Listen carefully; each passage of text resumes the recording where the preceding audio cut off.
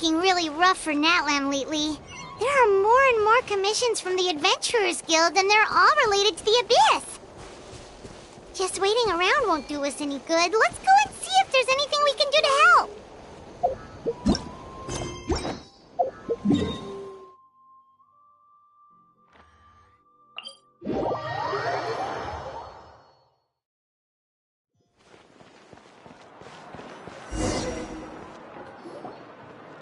I see. Thank you so much. The Adventurers Guild has been overwhelmed these days. No worries at all. We've always valued the strength of adventurers. Given the current situation, it's vital that we all work together. Since we're facing the same enemies, I'll send you the intel we've collected on the Abyss so far. Then we can take a look at how to coordinate our efforts. All right. Thank you so much.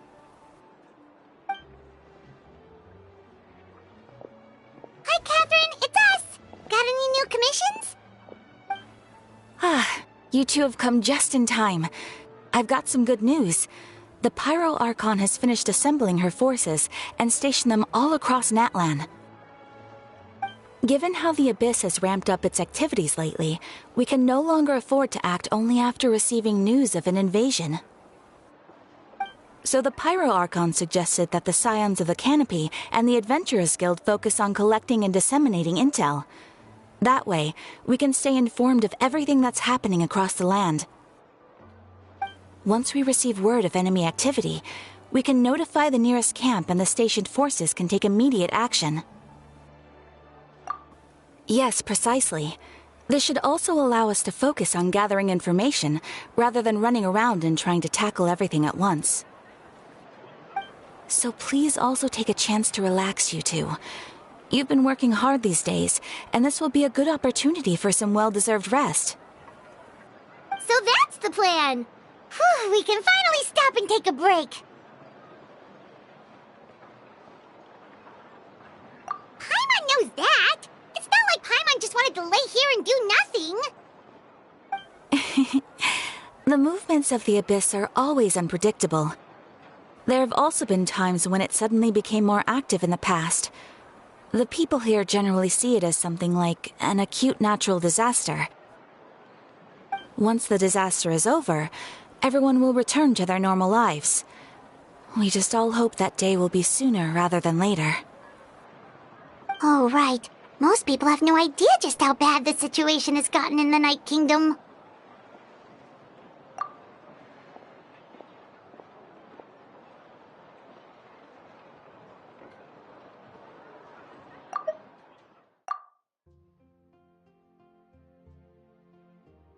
Oh, hey, Kachina! Are you feeling better now?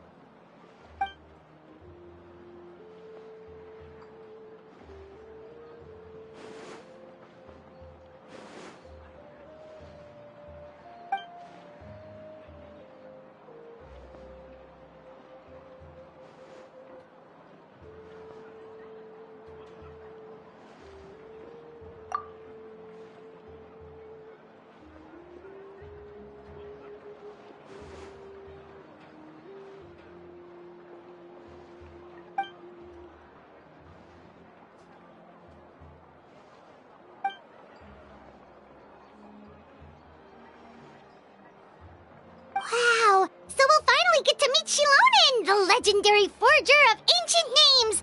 Paimon still can't believe anyone could forge those things.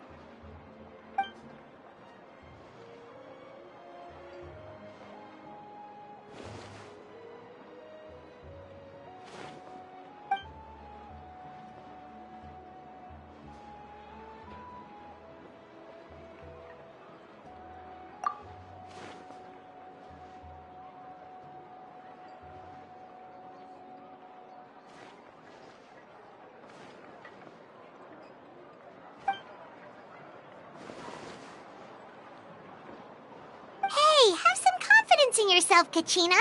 After all, you're already a victor of the Night Warden Wars.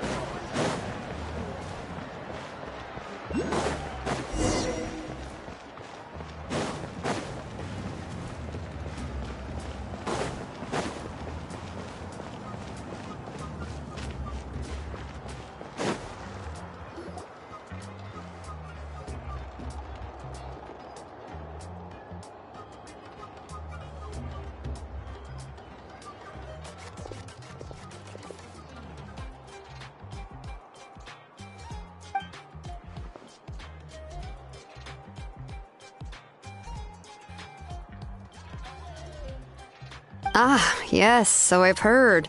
So young, and yet you've already got quite the reputation. Wait, are you Outlanders? Yep, we're travelers who just arrived in Natland not too long ago. No, I mean, I was aware that you're travelers. It's just no one told me that you're Outlanders. No, the only thing she said is that a new hero had pledged himself to the plan, but we'd need to forge an ancient name to ensure he'd be able to return safe and sound. And she did mention that it would be quite difficult to forge an ancient name for them, but at the time, I thought she was just commenting on my skills. But I seem to understand where the true difficulty lies now. No, I wouldn't go that far. I'm used to it, really. I just need a moment to process things. The Pyro Archon's requests are always difficult to fulfill, and we used to argue a lot. Honestly, it's probably for the better that she didn't bring this up at the time. Anyway, I can't argue with her if she isn't here, and it'd be pointless to take my anger out on someone else. But just because I understand her rationale doesn't make me any less upset. After all, she must have known that forging an ancient name for an Outlander is an impossible task. It's impossible? As you probably know, an ancient name is a symbol of a hero's spirit and glory, which grows even richer and heavier as generations of successors inherit it. We forge ancient names by engraving the heroic deeds of an individual who will become the first hero of that particular name.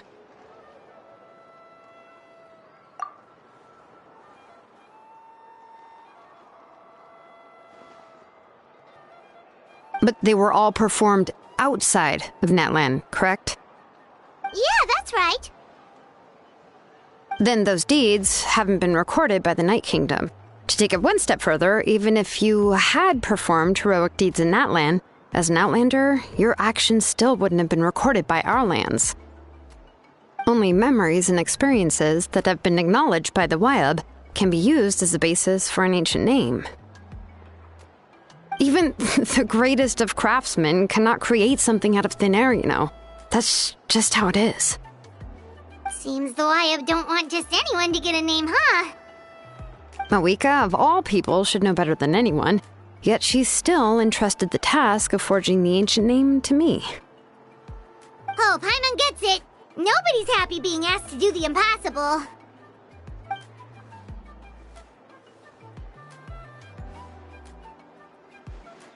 Ugh, don't remind me. Let's just focus on how we can pull this off. How to achieve the impossible. You mean you're already willing to accept the task? Well, what else can I do? What's happened is already done, and it's not like I can outright defy the order of my Archon. If she gave me this order, then she believes the ancient name is an indispensable part of her plan, and that I'll be able to find a way to make it happen. In other words, the order is an affirmation of my abilities. Whoa, not only has she accepted the task, but now she's looking for silver linings?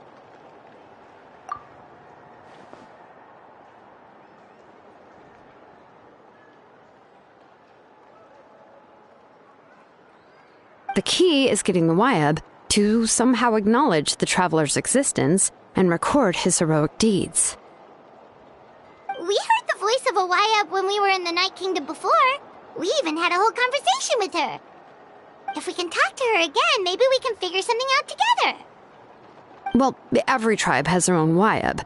how do we know if the one you met is indeed the best one for us to talk to? Plus, considering the unprecedented nature of this situation, I have a feeling that the acknowledgement of one Wayab alone would probably not be enough. I don't know. That requires a level of knowledge that I do not possess. We need to find a consultant who's an expert on all things Night Kingdom and Wayab. The first person who comes to mind is Lali at the Masters of the Nightwind, the one we call Granny Eats-Tali. Oh, we've heard that name before. We used her Spirit Speaker Stone to find Kachina's ancient name. A person who can make something like that must be pretty impressive. I'm unsure she'd be able to help. Still, she's older now and quite eccentric. It's hard to even book a meeting with her, given that she's constantly holed up in her room and doesn't like to be disturbed. I've heard that to get her help, you have to be extremely patient with her and know how to keep her spirit up.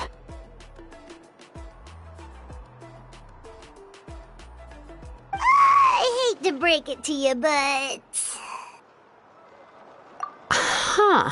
Why is that? I mean, didn't she already help you before? And you even managed to save Kachina. Well, yeah. At the cost of her Spirit Speaker Stone being split into two.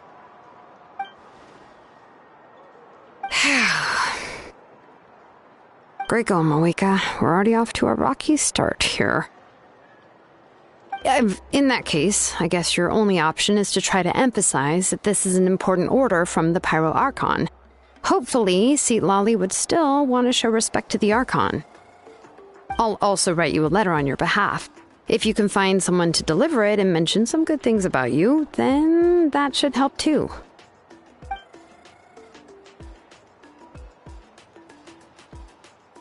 Paimon sure hopes a Hal won't interrupt when he's talking, though. Alright, Kanich is a seasoned negotiator. I trust that he'll know the best things to say. Please just give me a moment to write the letter, and we can meet up near the Statue of the Seven later. Sounds good! We'll take a stroll in the meantime.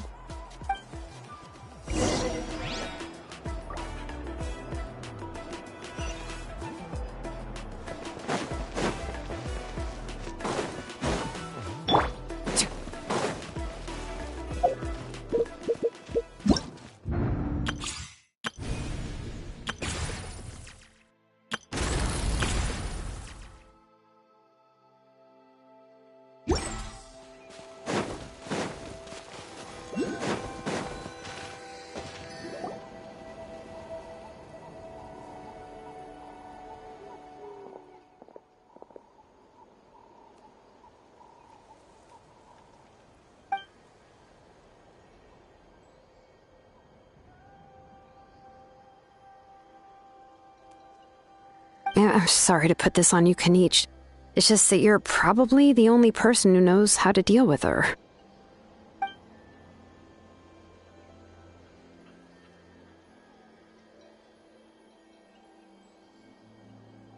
Oh, wait, so Kachina and the Traveler also know about the plan?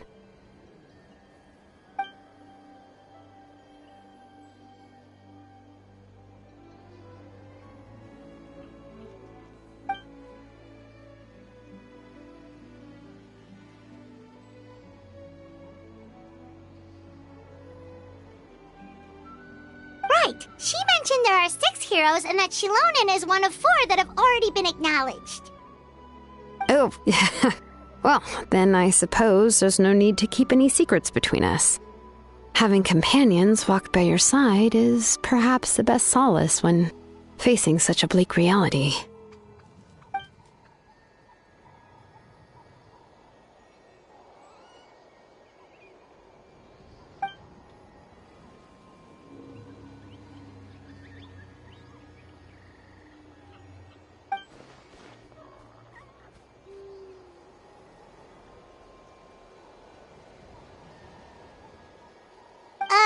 See, Lolly knows him too?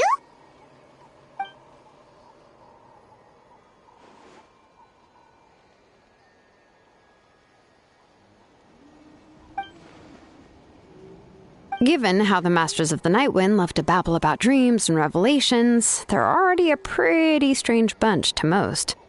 I've never met Auroran, but if they consider him the odd one, he's got to be pretty far out there.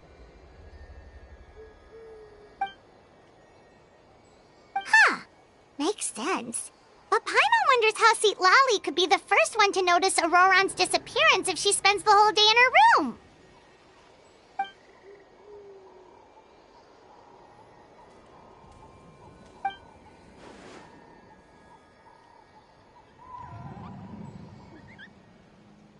Huh, so if I'm following, you mean we'll help her investigate Auroran and the captain's whereabouts?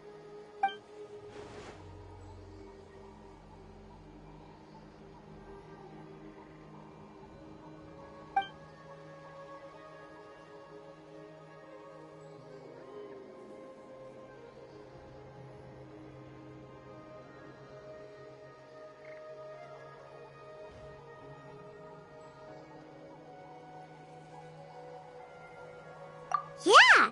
Plus, we kinda owe her one anyway to make up for breaking the spirit speakers down. This is a pretty well thought out plan, as expected of Molly Poke Nietzsche. Then, yeah, I'll leave my letter to you. Let's hope Seat Lolly can meet at the stadium in 2 days.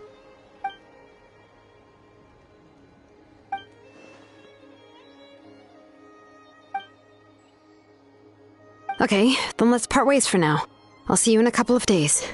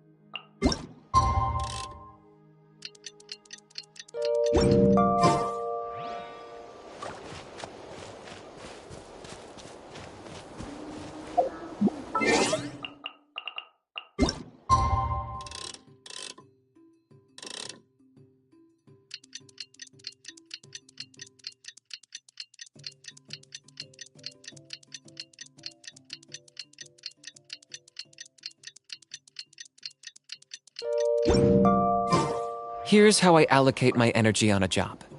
70% goes to investigating, 10% to making a final decision, and the remainder for execution.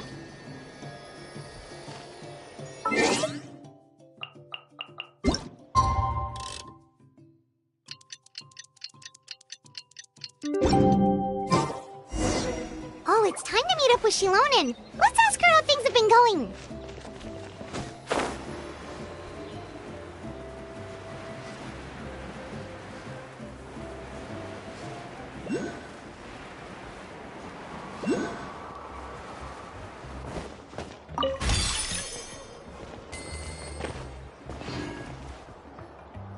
Shilonen, how's everything going? Oh, hi, Traveler and Paimon. I have, bad news. Seat Lolly did not reply to our request, although I suppose I'm not too surprised. Huh? You mean she didn't even bother to give Kenichi a response? Guess she really does have quite the ego then. Yeah, well, she can be also quite eccentric, though she's one of the most gifted people around. Even the Masters of the Night Wind often struggle to work with her. My guess is that she probably has other reasons for not deigning us with a response. But let's go to the stadium and see if we can meet her there. If we do get a chance to talk to her in person, we can still try to work something out. That's true. Let's go!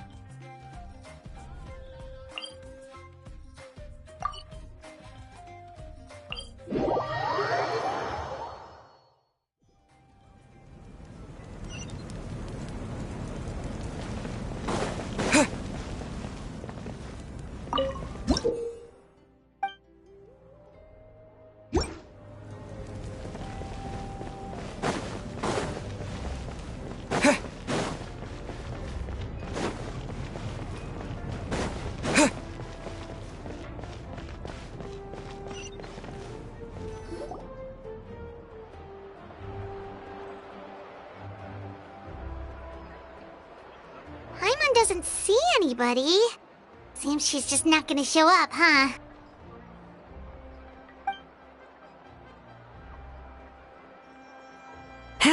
Well, we tried to be as considerate as we could, but she's under no obligation to help. That might be true, but this is still a request from the Pyro Archon, right? Shouldn't a subject always answer the call of their Archon? A subject? Well, if you ask me, I'd say we're all more like friends with the Archon. Yes, Mawika is our leader, but that doesn't mean there's any kind of tall barrier between us and her. The only thing is that she often has very high expectations of us. Huh. So even though she's super powerful, it sounds like she's actually pretty down-to-earth and easy to get along with. Unlike that old hag Granny Eatstily, right? Does she think she can ignore us just because she's famous?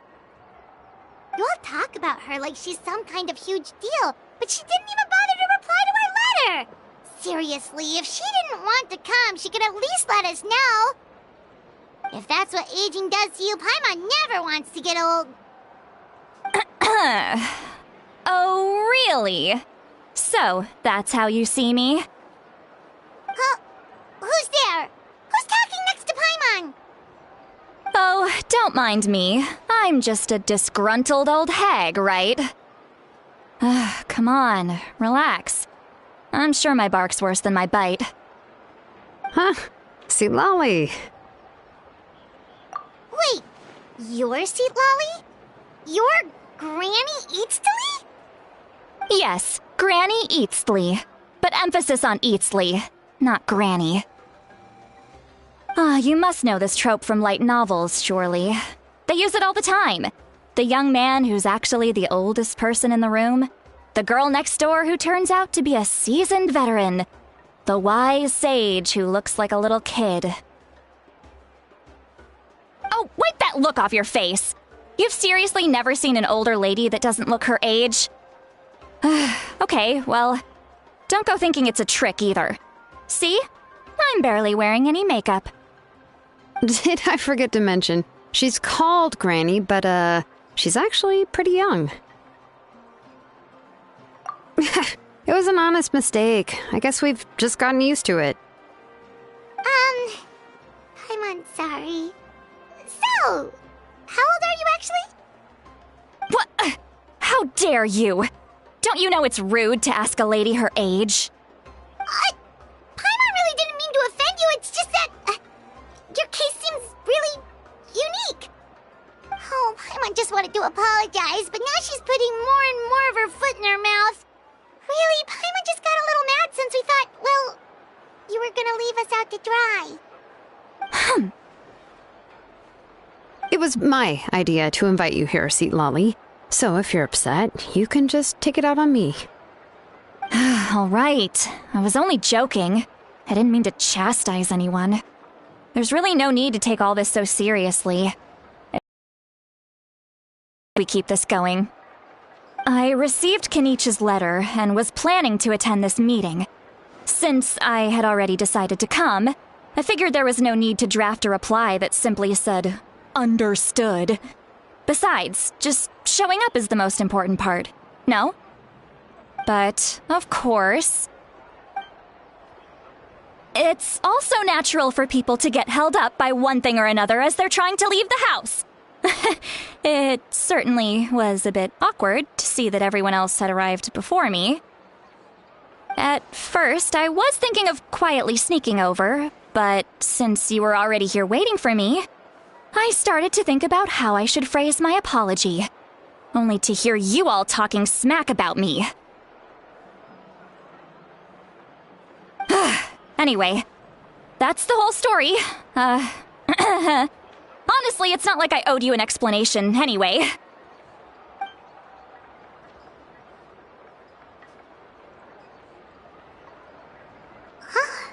What's with that expression? Was she feeling embarrassed just now?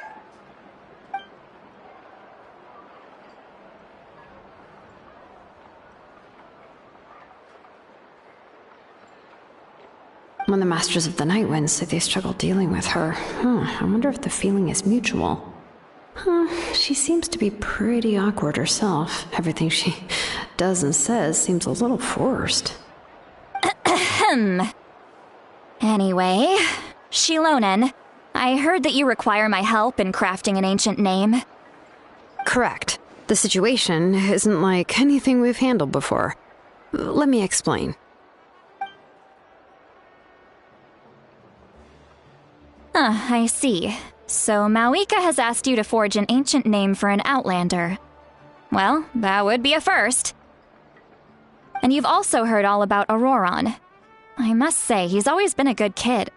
I can't see him joining the Fatui of his own volition. He must have been coerced somehow. Yeah, that's what we came here to ask you. We'll help bring Auroron back if you help us solve the problems of forging the ancient name. What do you think?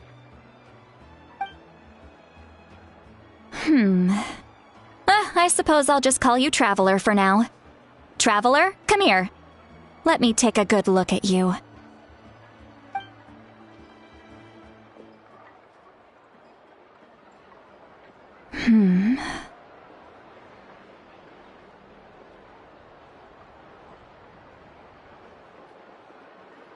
Wealth leads to unending conflicts between people. Yet you alone transcend the value of gold. Baleful thunder and wrathful waves bring terror to mortal hearts.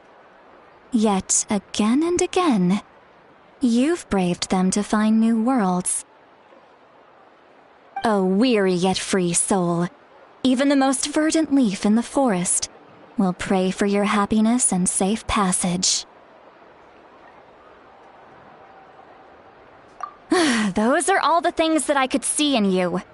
You've experienced far more than even most mortals could dream of. You possess the heart of a sincere hero, along with the conviction to lift a torch above your head and walk headlong into the night. Huh? Don't move.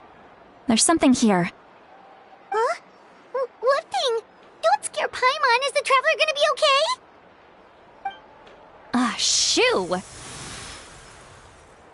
That should do it. You've just returned from the Night Kingdom, so some fragments of souls were still stuck to your body. No need to worry. I've just cleared out the last of them. Isn't that kinda like having part of a ghost come back with you? It's nothing as serious as that. If left unattended, the most it could do is stir up some chaos in your mind, and generally worsen your mood. Well, in that case, better to get rid of them. It was nothing. Shilonen, let's follow your proposal. Once you've brought Auroron back, I'll take you to see the Lord of the Night. The Lord of the Night? But don't we need to talk to the Wyab of the tribes? Something this important is beyond their jurisdiction. Only the Lord of the Night can decide whether we can grant an ancient name to one who does not hail from our lands. The Lord of the Night is an ancient entity that rules over the entire Night Kingdom. constantly borrowing the power of the sacred flame to combat corrosion from the abyss. Oh, so you're basically saying it's even more powerful than the Wyab of the tribes. Well, that sort of makes sense, being the lord of the entire Night Kingdom and all. Not exactly.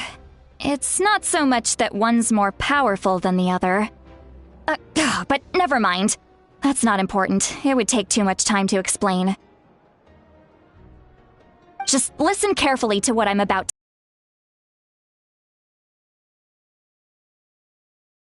And we can only communicate with its consciousness while in a trance.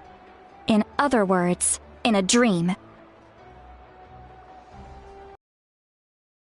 A few more things if we are to hold a ceremony to achieve the state of the trance. I'll make a list. Can any of you get everything for me? I can go. It'll probably be a long list, so better leave it to someone who knows all the local vendors. Sounds good. Then we'll go with St. Lolly to track down Auroron.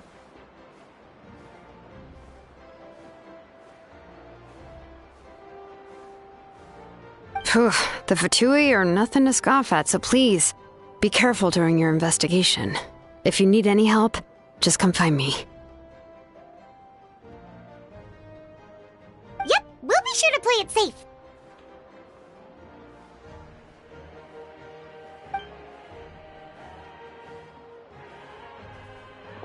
All right, now it's time for us to catch that brat and bring him back.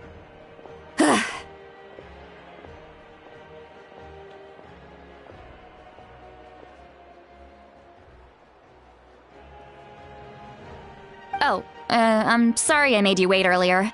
It was actually because I decided to swing by Auroron's place to look for clues. He has always lived alone, and I found a broken jar in his house. There was also something off about his phlogiston aphids, which I assume is because their keeper has been gone for quite some time. And interestingly enough, I saw some slash marks in the house that did not match any of our local weapons. My guess is they were left by Snezhnayan arms. Oh, sounds like the Fatui broke into his house and took him hostage.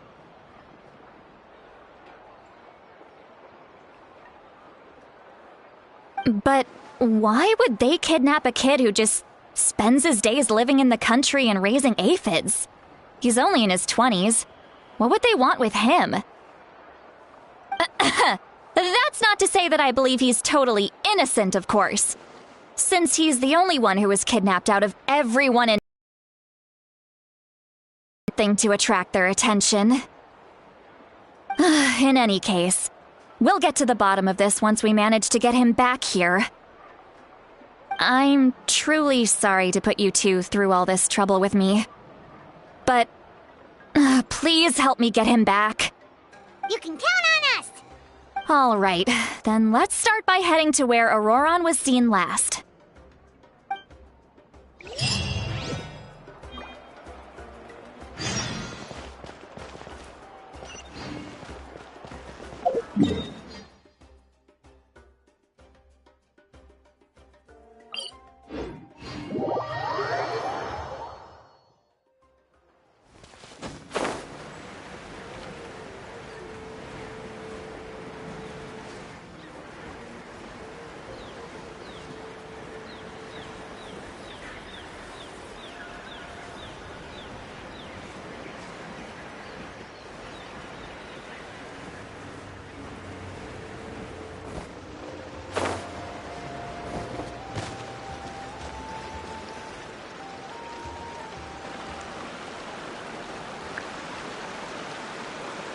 This is the spot.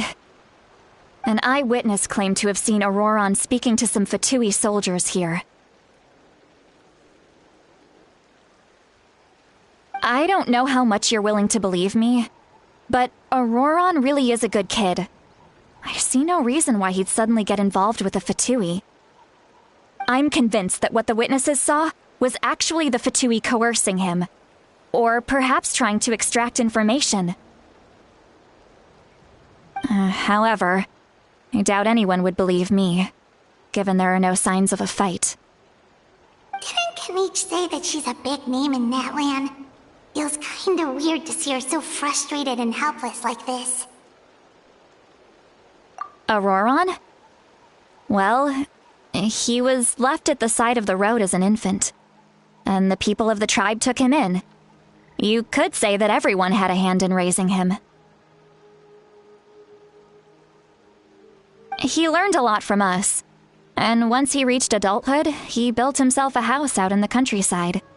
He spends most of his days growing vegetables and raising aphids, living off of what he harvests from the garden. He's always been such a good kid. He would even get his friends to deliver whole bags of fresh produce to my place.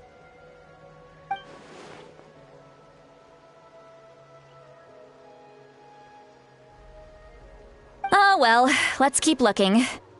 He can answer all of our questions once we find him. He's been raising phlogiston aphids for a long time, and since they were disturbed, they secreted a special type of phlogiston. We can use that substance to track his movements. Let's follow the phlogiston trail. Huh? What trail? Paimon doesn't see anything. Oh, right. I forgot your eyes don't naturally perceive such things. Here, give me your hand.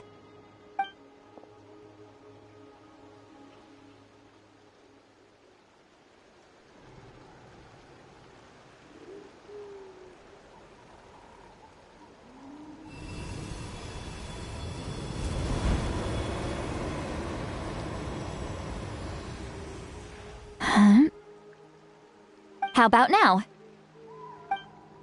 What do you see?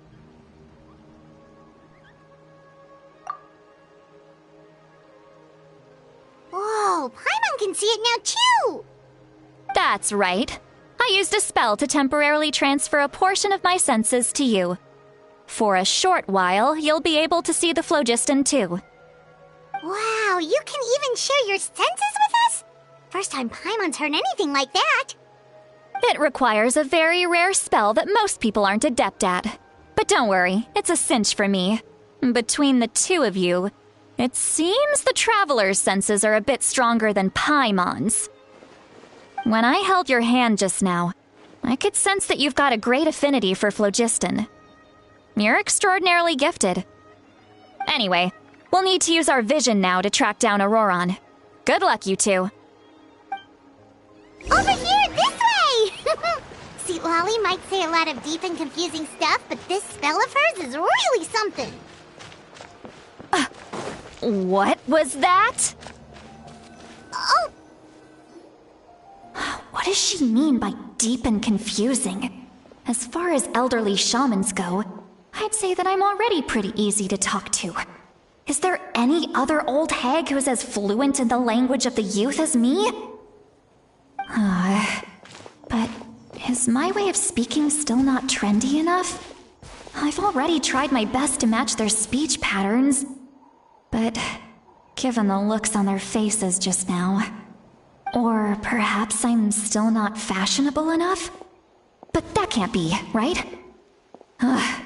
Don't tell me they're still getting the impression that I'm super old-fashioned. Huh?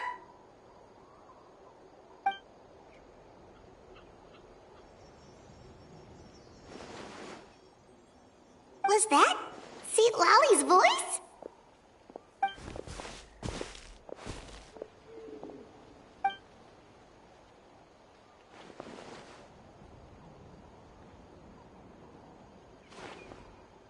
Now that I think about it, it's a good thing I found some helpers this time. Some things are best done with the help of friends.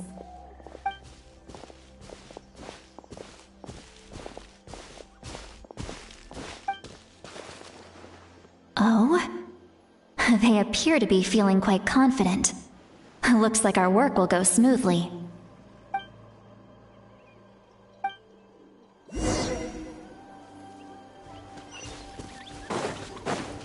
Hey, looks like there's a new camp over there! Let's go take a look. That little brat, I swear.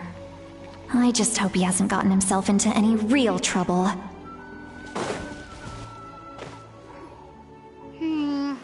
Yep. Judging by Paimon's experience as a guide, it definitely looks like people set up camp here. Wait. The phlogiston here is a bit odd. Let me see. Paimon sees a small shape here. Could it be some sort of symbol? This is a distress signal for the Masters of the Night Wind. Only someone from our tribe would recognize it. So Auroron was indeed being threatened. We've got to find him. Fast.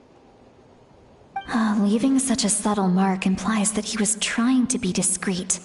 In other words, he was probably under the Fatui's watch. If they notice us, we can just charge in and fight them to the death. But what if my darling grandson is also there? I can't have him caught in the crossfire. No, I've got to be careful. Otherwise he'd get hit as well. How annoying. No, I've got to stay calm and keep my composure.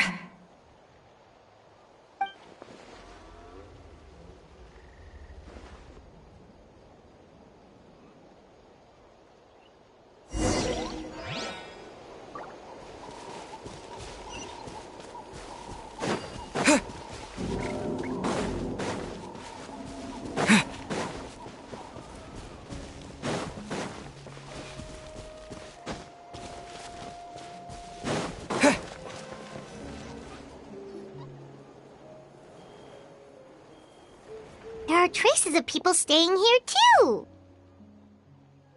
Wait a second. The phlogiston, electro, and some other elements as well. Kanich told us that you were super amazing. No wonder you can sense so many more things than us. It's about time that little brat said something nice about me. There are signs of a struggle here. Judging from what's left on the scene, there must have been a fight. But after that, the factions seem to have gone their separate ways. Both the phlogiston and the elemental traces in the air support that. Do you still remember the little mark we found before? Paimon's thinking, what if Auroron wanted to leave another distress signal, but was caught by the Fatui?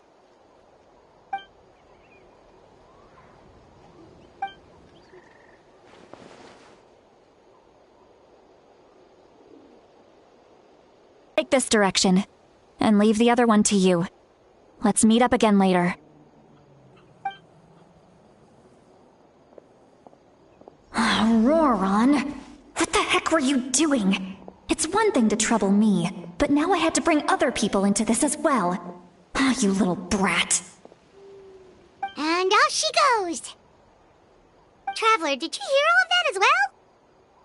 Once Seatlolly left, that voice went away as well. Paimon even tried calling her name inside Paimon's head, but there was no response.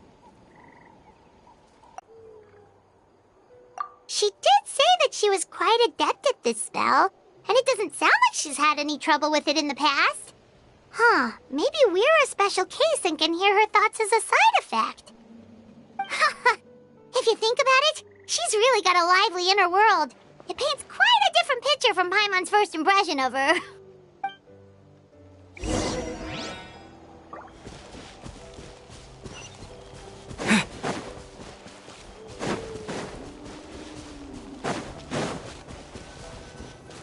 Paimon sees some traces here. Let's follow them and see if we can find anything up ahead.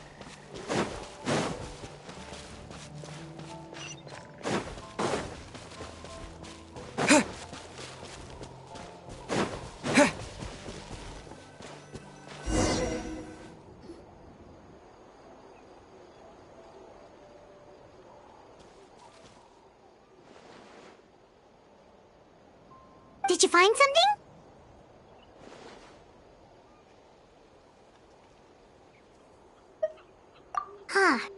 So we can't tell where Auroron might have gone from here.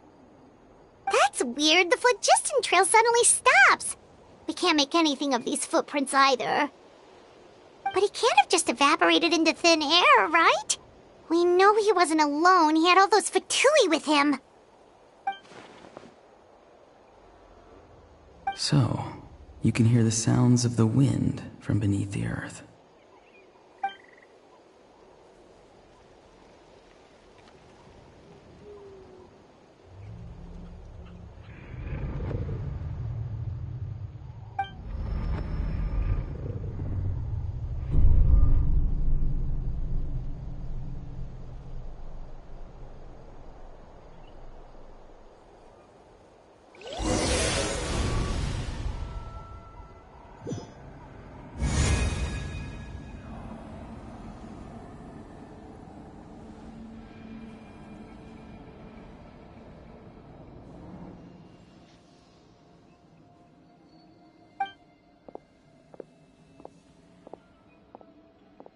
I'm very sorry, but please do not move.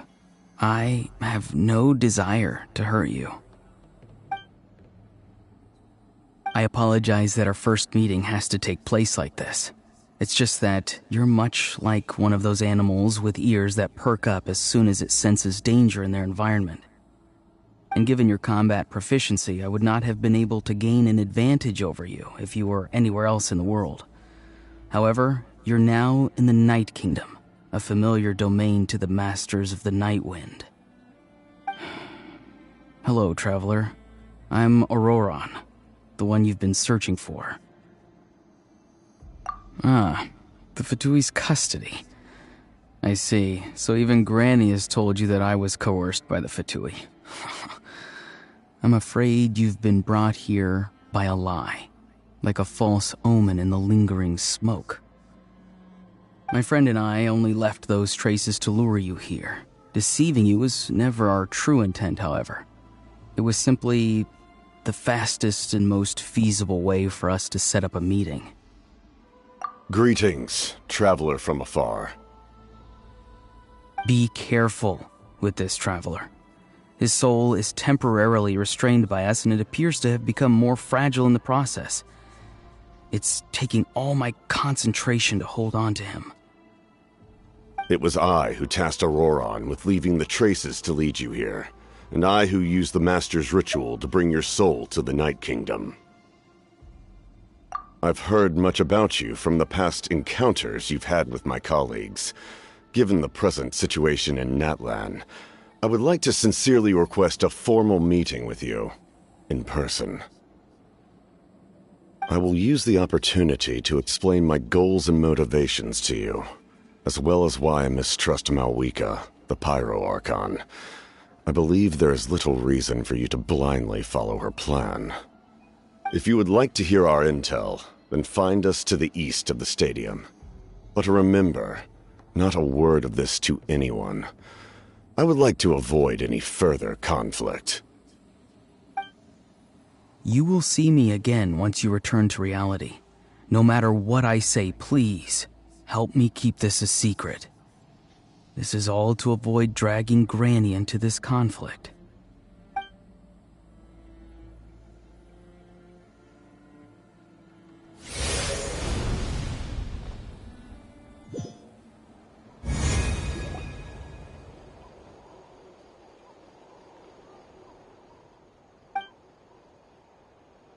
Hey, what happened just now?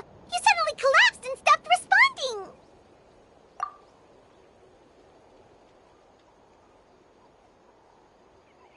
Hey, why are you sitting on the ground? Are you okay? See, Lolly! He froze for a moment and then just collapsed to the ground! Could it have been those leftover remnants from the Night Kingdom?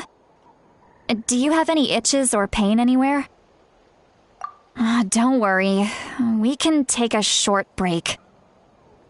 Sorry, I know I asked for your help. But had I known you were feeling unwell, I wouldn't have taken you on this trip with me.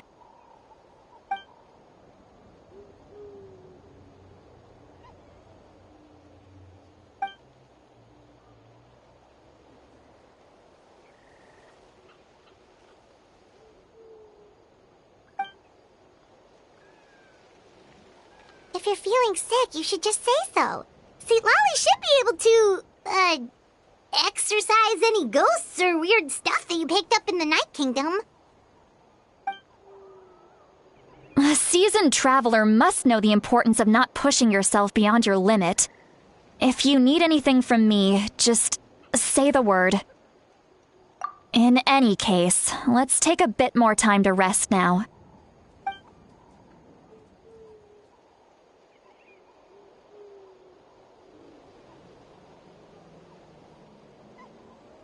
Need to be more careful next time. Feeling better yet, Traveler? All right, let's get ready. I followed my phlogiston trail earlier to a stronghold guarded by soldiers. I have a feeling that Auroron is probably being held inside. Oh, so it's close by. Then let's head over right away. Well, I recruited you to be my helper, which means we're in this together. Like the wind and the clouds. We either move as one or not at all. But if you want to make it up to me, then just be sure to fight extra hard when the time comes.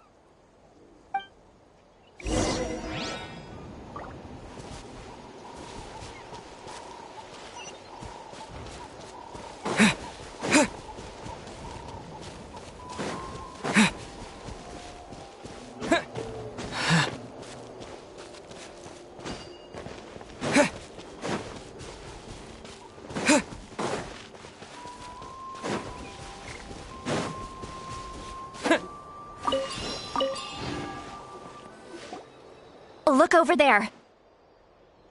Huh? I don't think she sees someone in the middle of the camp.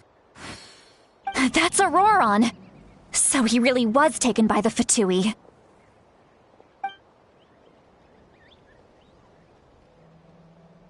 All right, we'll take the lead.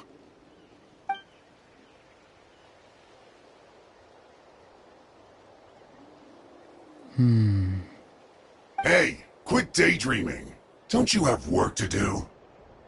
I cannot see the sun. What? Without the sun, I cannot see the truth. You are currently blocking the light, so I must beseech you to move aside. Huh? Okay, Mr. Philosopher. That's enough mumbo-jumbo. Wow. I'm going to rip that guy's head right off. St. Lolly's struggling to control her temper now.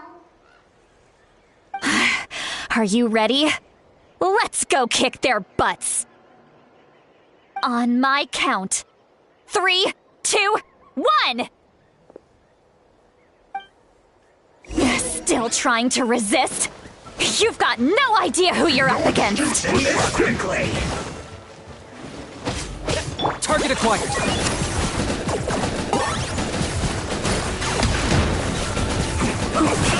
Fulfill my duty. It isn't time for a break yet. I'll protect us. Stay right there. Windblade! No slacking off. Overruled.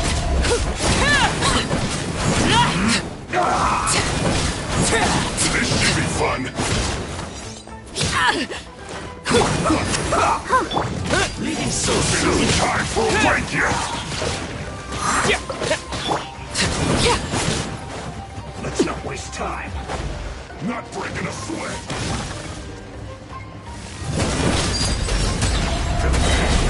End this quickly. Locked on.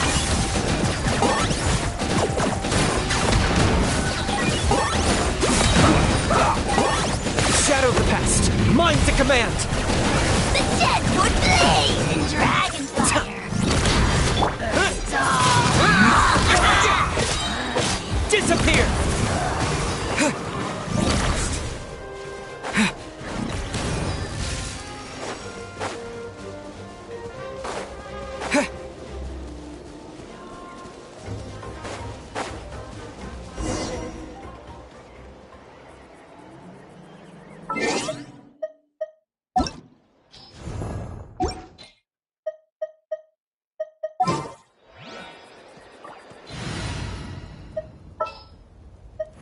What's happening?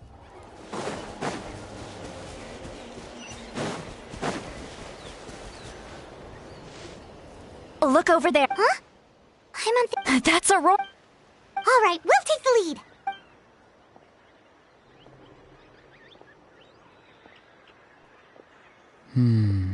Hey, quit daydreaming. I cannot without the sun. Huh?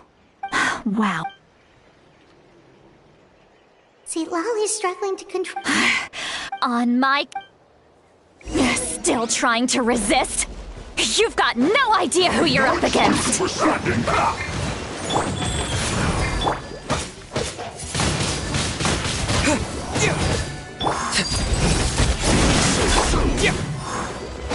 Time to fulfill my duty. Prepare yourself.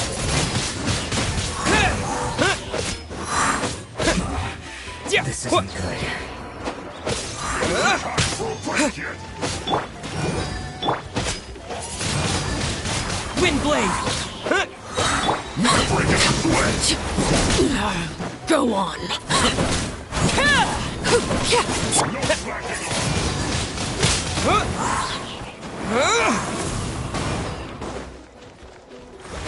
Let's This should be just fun. go.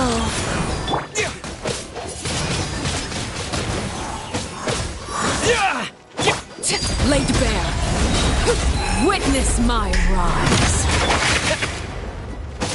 It isn't Windblade! time for a break yet. My duty.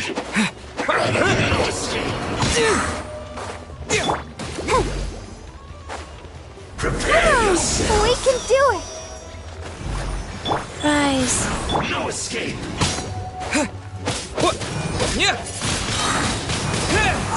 Disappear!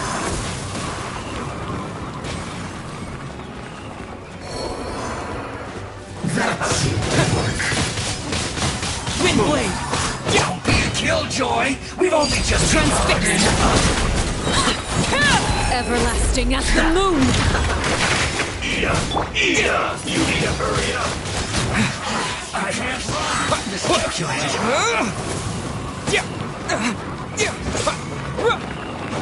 I must collect myself. I'll protect This us. was well done! Wheel of life. Roasted fried! This was well done! You need to hurry up to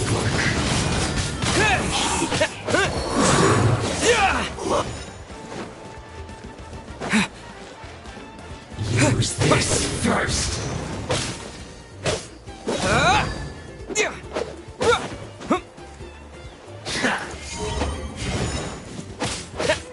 Finally, some quiet. Auroron! Granny! Paimon knows she's called Granny Eats Sleep, but it's still kind of weird hearing someone actually call her Granny. And greetings to you too, Gramps. What did you just call him? Gramps? Is that not right? You're Granny's friend, are you not? You seem to be approximately the same age as her, so I figured you've got to be Gramps. How many times have I told you? It doesn't work like that. There are a lot of people who look about the same age as me. You can't go around calling everyone Gramps or Granny. Oh, wait. He's not a child, is he? Don't tell Paimon he's one of those people who look like an adult but are actually only 8 or 9 years old. Oh, your words have pierced my heart like a thorned vine. Given how hard those thorns are to remove, I may just need to find a pair of tweezers. Why are you so upset? You can just say yes or no. Of course I'm not a child. It's just Granny always taught me to show gratitude where it's due. And since the Masters of the Night Wind raised me collectively, I basically see everyone above a certain age as an elder I should look up to.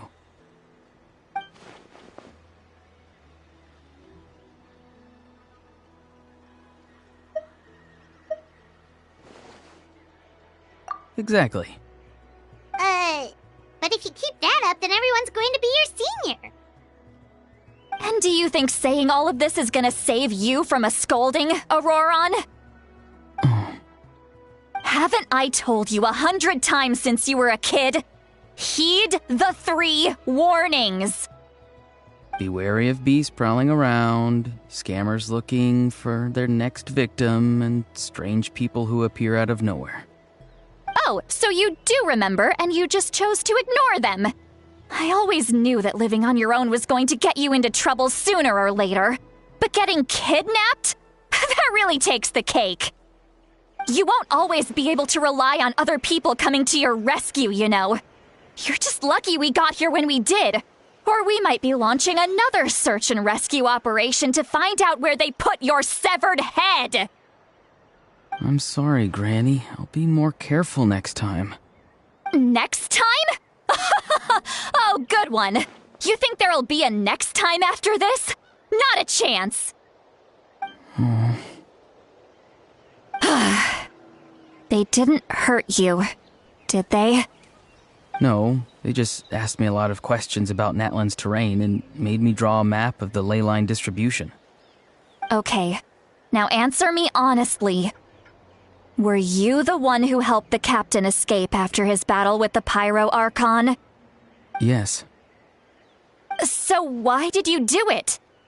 Because they said they would need my help from there on out. They also said that if I refused, they'd just come to you, Granny, and they'd already figured out a way to make you do their bidding. Hey! I'm no ordinary Granny! Would they really dare to come after me? And you! Did the gods give you a brain just for you to not use it? Did you really believe everything they said at face value, and not stop to think?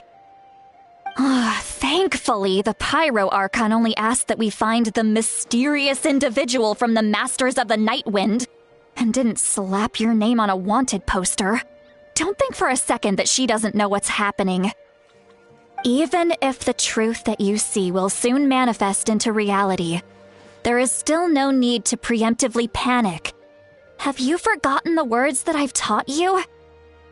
I'm sorry. Forget it. We can submit the details of this camp and the defeated Fatui as evidence of your innocence.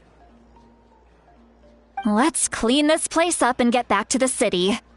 Auroron, you better remember this lesson well and seriously reflect on your actions. Also, once we return to the city, come to the speaker's chamber with me. I'll need you to explain everything. Sounds good. Should I bring some of my homegrown vegetables as well? Your vegetables? Yes. I grow a lot of fresh produce in my garden. I hope the Pyro Archon won't be too picky about the selection. Now's not the time to be thinking about that. If you do come face to face with the Pyro Archon, the first thing you should do is... recite the 3 warnings. Huh? No! You should emphasize that you were not in cahoots with the Fatui! How exactly did the Masters raise this guy? Oh, right.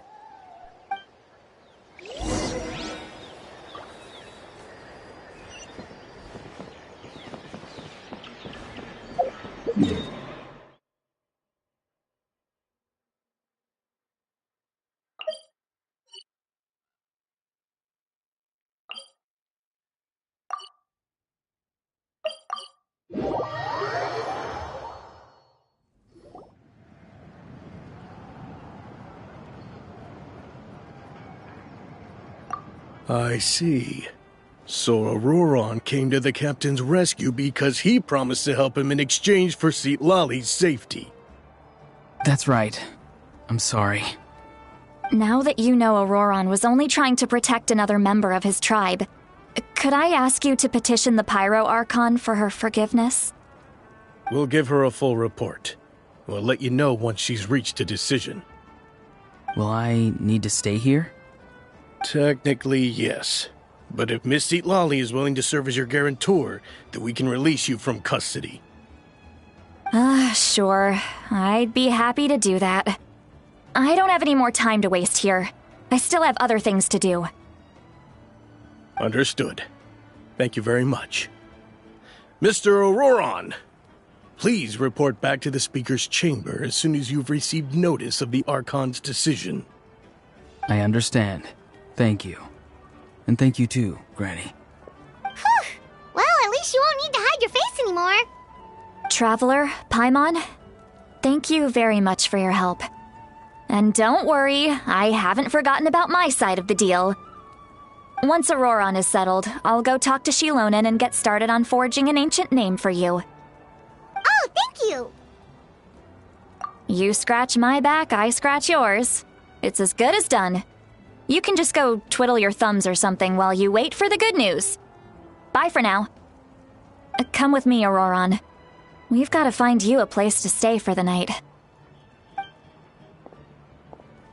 Goodbye, Gramps.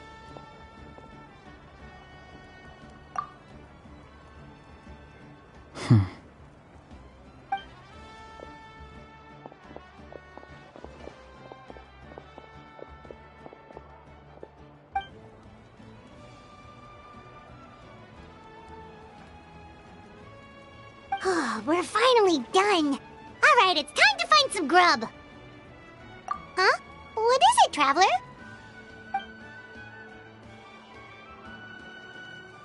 What? The captain? Sorry. Paimon just didn't see that coming. So you really saw him in the Night Kingdom? And he didn't attack you? Oh, that Auroron, what is he up to? He sounded earnest enough just now. Paimon would have never guessed anything was happening. All that stuff about protecting Seat Lally and being forced to help the Fatui when he's actually been a willing accomplice all along. Yeah, you're right. Still, Paimon appreciates you telling her about this. Paimon will support your choice no matter what, so if you want to go, we can go together. We still have another whole day before the meeting, so we'll just meet with them when the time comes.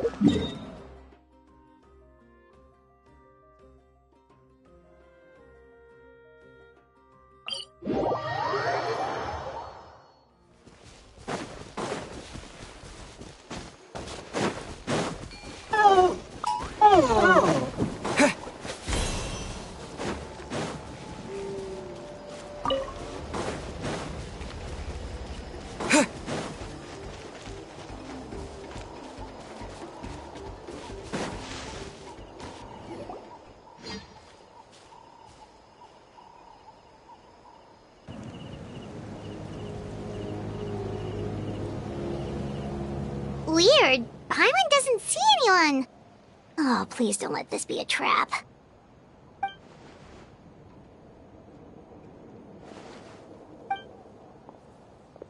What was that? Good evening. Nice to see you again.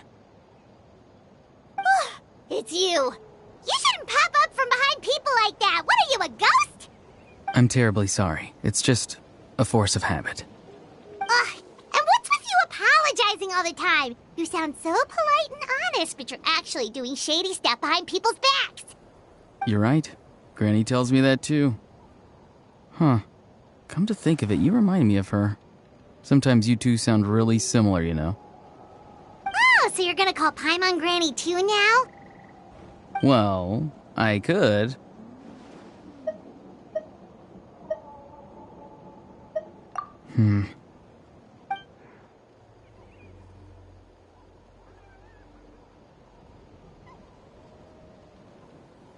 It's all clear. Over to you. Excellent. The fact that you showed up proves that I was right about your character. Yet, there's been a lot of talk about you. Child told me that you're passionate about the unknown and willing to take risks. Rather than facing you as an enemy, I would much prefer to bring you to my side. If we allow the current state of things to continue, we will inevitably clash, and that's a scenario that I'd very much like to avoid. I've long heard of your exploits across the nations. Though you have crossed swords with my colleagues many times, I know that you are by no means an unreasonable person. And once you've learned the truth that the Pyro Archon Malwika would never willingly share with you, you may just find it in your heart to consider my proposal. I assume you've already been informed of the Pyro Archon's plan. In order to defeat the Abyss and save Natlan, she still needs 2 more heroes to appear. Wait, how did you know that? Never mind. Guess that's not important now. I've long kept a close eye on her plan. To be frank, it's an exceedingly risky plan. Will the heroes really appear? And even if they come to her, will their power be enough to drive the Abyss back? If any part of the plan goes awry, all of Natlan, even all of Tevat, will pay for her mistakes. Now, you may have been led to believe that this is the only plan available to her. But what if I told you she's had another emergency plan all along, the details of which she has chosen to keep hidden from you? An emergency plan? Yes. A way to keep Natlan intact, even if her original plan fails. But given the painful cost of its execution, she has chosen to keep it as a mere backup plan. Whether this stems from hesitation, fear, or even naivete, I cannot say. But Natlan cannot afford to wait until she comes to her senses. My fear is that given the enormity of the decision, she will be reluctant to confront the dire reality we face until it is too late. There will be no time left to execute the backup plan, and all of Natlan will be lost to the Abyss. We have to make the decision for her, here and now. Yeah, do you have any evidence for all this? Just telling us a bunch of scary stuff isn't enough. I knew you'd be clever enough to see. That's right.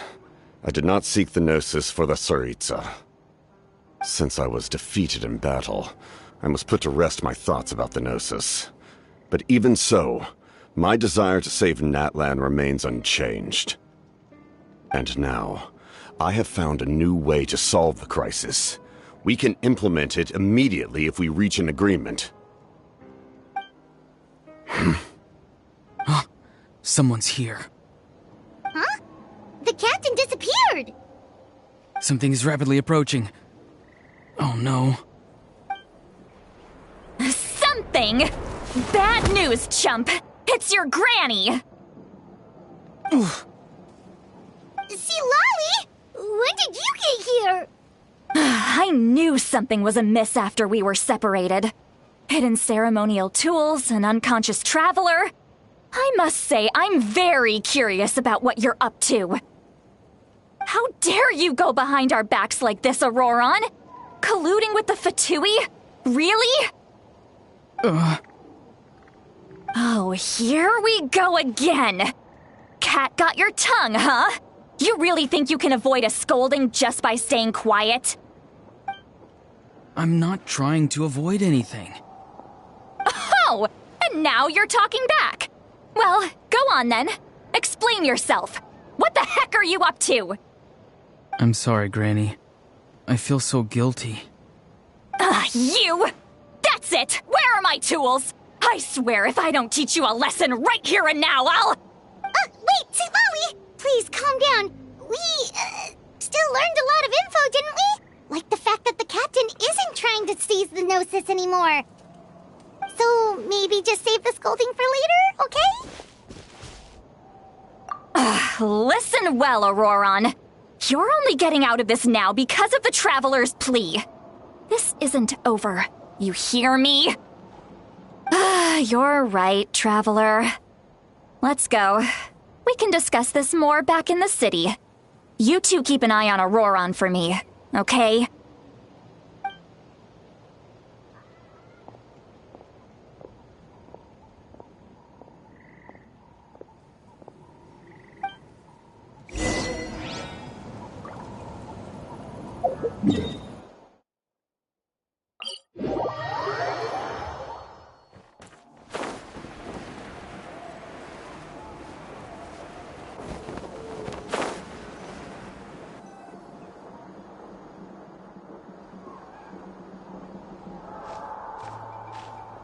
In all my years, I've never had a child cause me so much grief.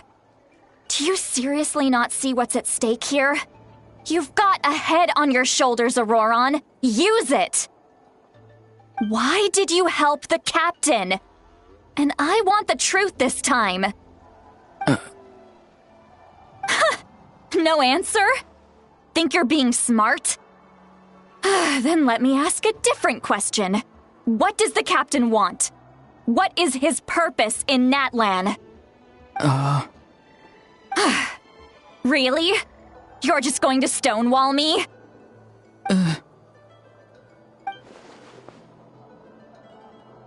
Just use your brain for a second. What do you possibly stand to gain by helping the captain? Only endless trouble awaits you and everyone in the tribe. You've always been a good kid. Why would you throw that all away now? If you're worried about something, just talk to me. Granny would much rather we had a conversation instead of constantly clashing like this. Why is he staring at us all of a sudden? I'm sorry that you have to hear all this. You're very kind. Most people would have fled by now. Not everyone can handle Granny's scolding. Oh? You dare gossip between yourselves instead of listening to me? You... Sorry, Granny. Sorry, Granny. Sorry, Granny. You know what? Fine. I'm perfectly aware that everything I say goes in one ear and out the other. You're all grown up now, so why would you listen to an old hag like me? You say all the right things, but then you go and completely ignore me!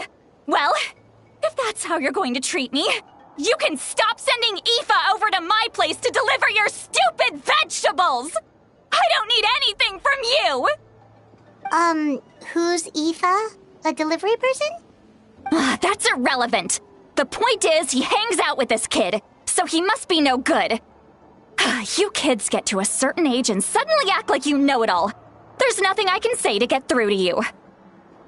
Auroron, if you're still thinking about that so-called duty, then please, just forget about it. The ley lines did not fall to this state because of you. And we've long closed the book on that incident. Seems they've started talking about some kind of tribal history. I'm starting to get lost. That's not it, Granny.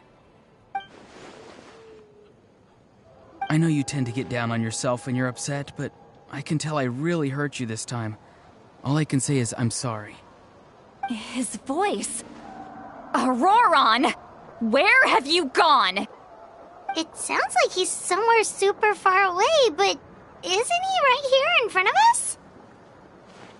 I'm really sorry. It's up to all of us to do everything we can to save Natlan. So I've got to go. Get back here this instant! Auroron! What is this? Powder from plant spores? Is that the trick he used? What just happened?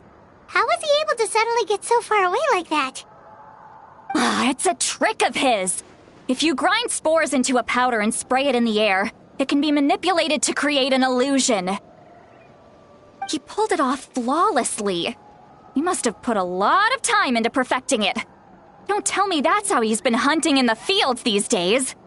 Couldn't he have picked up something more useful? Ugh, little brat. That's it. The next time we meet, I'm definitely going to break his legs. Whoa, that's a little extreme. But still, why does he feel like he needs to run from us? If his goal is also to protect Natlan, then can't we work together? I'm sorry for interrupting your conversation with them earlier. But even if you'd been able to hear them out, there's no guarantee you would have gained anything substantial. Auroron probably did everything he could to get away because he knew I'd get the truth out of him sooner or later. Ah, that brat. I swear.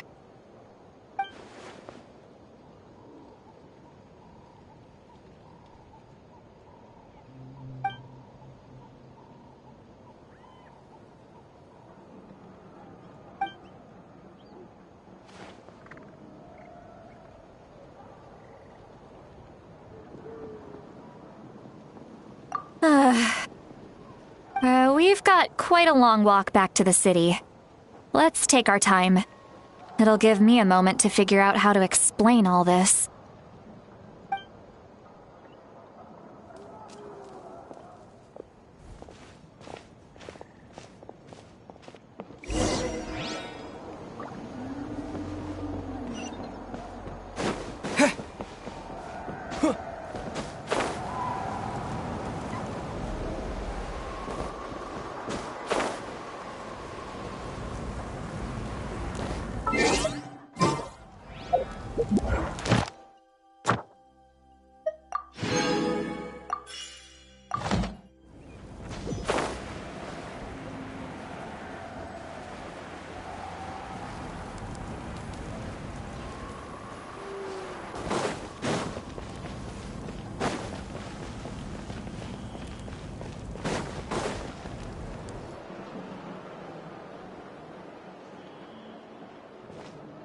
Do you two have some time? Feeling hungry? How about we get something to eat? All right, it's been a while since we last ate. Now that we can relax, Paimon just realized how hungry she is. Then let's go. We can find somewhere to sit down and talk. Food and drinks are on me.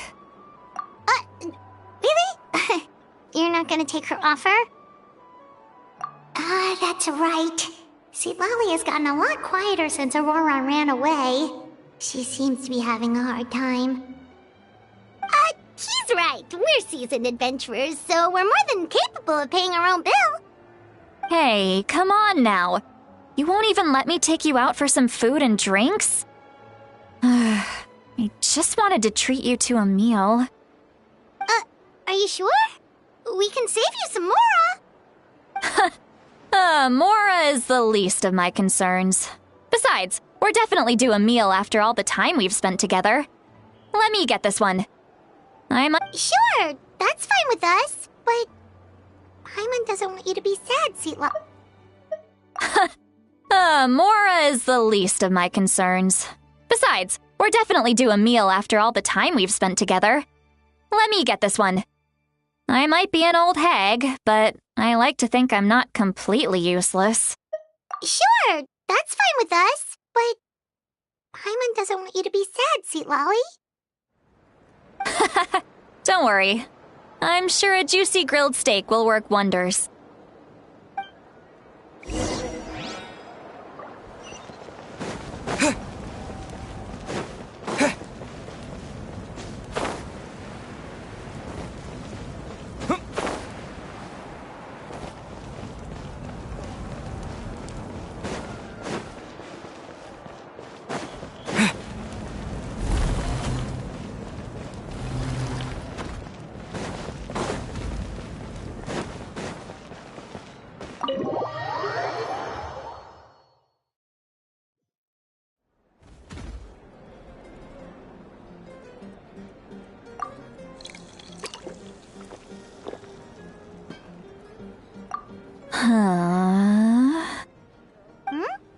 What are you looking at? Do you see two people standing by the door? They look like spitting images of each other. Are they twins?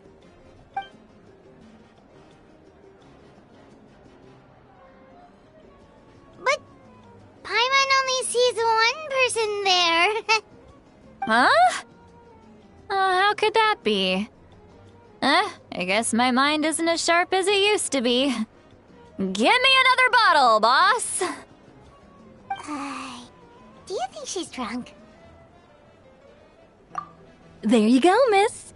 Oh my, it's not every day you get to see Granny Itzley here with some friends. Not to mention ones who've made a huge name for themselves recently. Oh, so you've heard of us? Of course I have. Aren't you the ones who saved Kachina and brought her back? No wonder you hit it off with Granny Sitlali. She wouldn't spend time with just anybody, you know. I don't even remember the last time I saw her with a new friend. Wait, so you call her Granny too? Well, given our ages, it'd probably be more accurate for me to call her my great-great-granny. She's one of the most famous people at the Masters of the Nightwind. Most days, hardly anyone even dares talk to her. Huh? Gossiping about me right in front of my face now, are you, Chonka? Oh, please, Granny, I wouldn't dare. I'm just beyond happy to see you bring over some new friends. After all, any friends of our regulars are sure to be great customers too. All right, that's enough. Go on now. I'm sure the other customers would like to talk to you as well. There's no need to keep staring at me. I promise I'll keep my alcohol down until I leave. Well then, you have my thanks.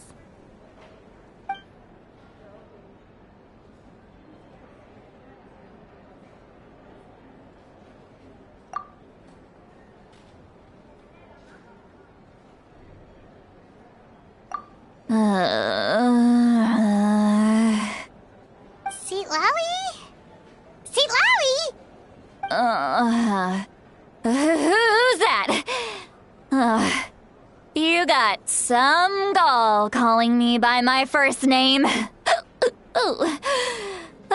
me guess. You want to test your skills against Granny Eatsley, don't ya? Are you still with us, Sitlali? You're kinda talking to no one. You chumps come around here, picking fights with me? Well, you know what happens next. You lose, and then run off home to tell everyone about how I'm this big scary bully. It's always the same story. You brats start it, I finish it, and then I end up with the reputation of being some kind of terrible monster among the shamans. I mean, come on. Monster? Me? Really? What did I do to deserve that? Granny Sitlali, you're not a monster at all. Exactly. And while we're at it, I'm not some lazy slacker either. Between meditation, advising the chief, and speaking with the Wyab, I actually have a pretty packed schedule, you know.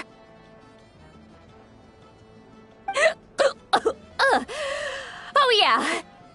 And I have to mentor all the new kids. Hey, new kid. Yeah, you.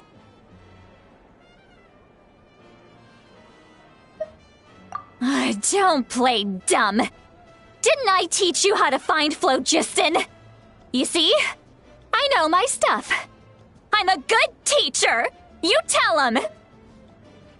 That's more like it. About dang time someone showed me a little respect. Yeah, Granny's a hard worker, all right. You can always rely on old Granny.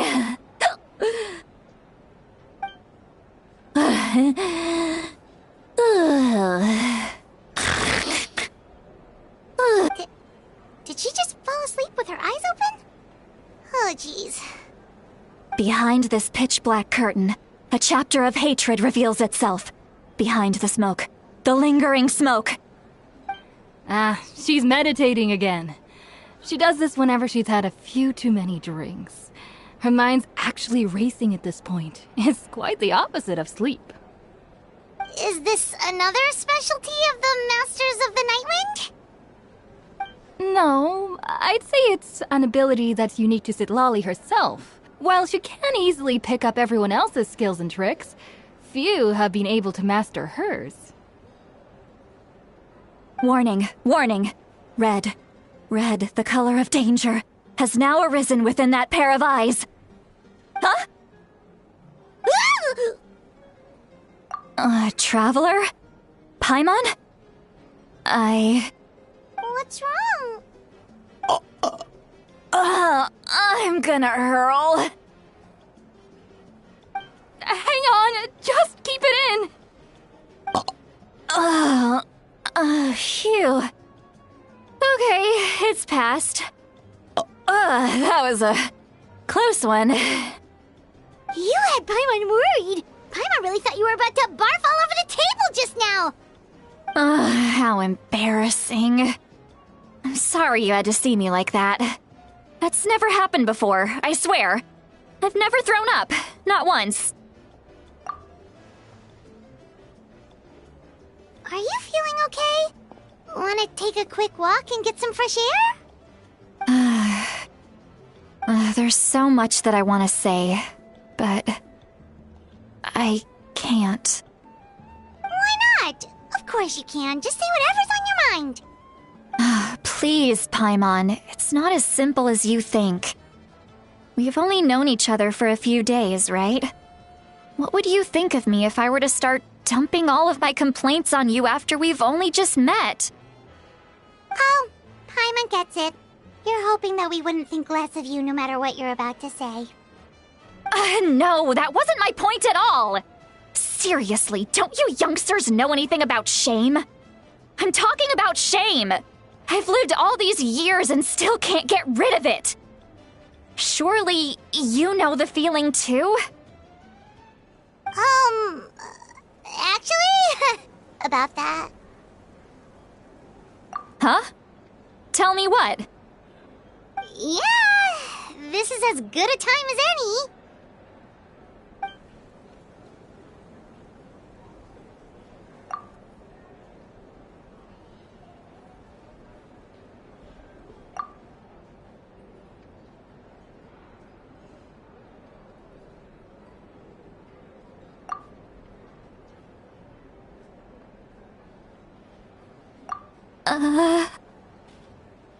So, you heard my...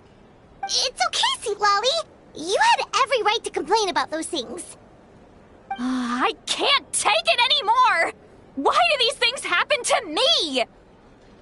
Hearing me mumble under my breath is one thing, but hearing what I mumble in my own head?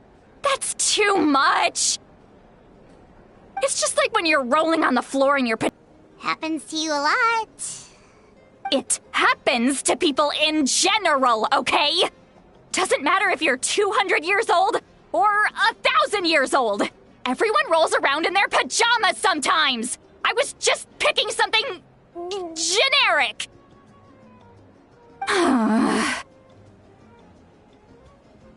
Take a walk with me.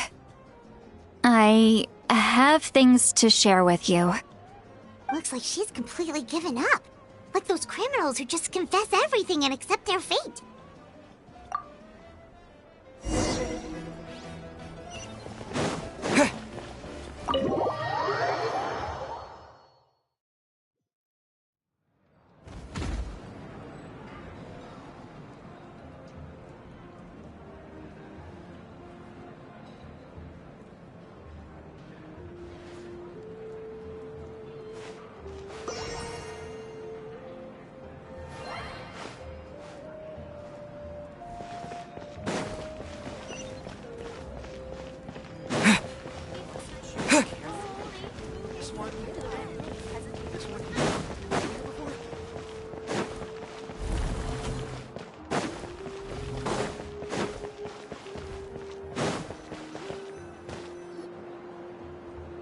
Well, great view, right?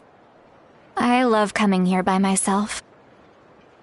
Wow, it's beautiful! You're making me want to cry. Oh no, what do we do? Please don't cry! I was an expression, okay? A figure of speech. I'm just... embarrassed. Here you are thanking me, even after you helped me all this time. Let's just have a casual conversation. It's easiest that way. Really? You don't seem like the kind of person who keeps things casual. Well, I guess I used to be more of a stickler for the rules. And you're right, I don't usually open up to the people of my tribe like this. I'm just an eccentric old hag to them. That story's been passed down so long, it might as well be true. But you're just a regular person. The kids of my tribe would have a heart attack if they heard you say that. Granny Eatsley is a powerful figure. Be careful around her. That's what they'd say. Well, you are powerful. Are they afraid of you? Some are. Others are mad I always come out on top. A few decades like that, and people stop knowing how to deal with you. What about you? Are you scared of me? We don't find you scary at all. That's because you're not from my tribe. You don't know how many delusions of grandeur I've destroyed just by existing. I make people realize that no matter how hard they work, they'll never become a living legend like me. Oh, not to brag or anything. Maybe it's hard to believe. Just pretend I never said anything. We believe you. Shilonen has full faith in your abilities, and Auroran didn't seem scared of you. He thinks of you as his granny, right? Yes, but Auroran's a special case. Mawika already told you about her plan, and you've given so much help to Auroran and me. You deserve to learn the full truth. Auroran's not like other people. As I mentioned, he was abandoned as a child. The reason being, his soul is incomplete. The Masters of the Nightwind view this as a bad omen, capable of bringing about illness and misfortune. No one knows who his parents were. He was just left on a rock in the wilderness. It's a miracle he wasn't devoured by some wild beast. The Masters of the Nightwind believe they can see human souls, and in Auroran's incomplete soul, they saw a possibility for Natlan. A possibility to turn Auroran into a vessel for lost souls. The ceremony would allow lost souls to gather within him. Auroran would then be sent to the Night Kingdom to return the souls to their rightful place, strengthening the ley lines and completing the ceremony.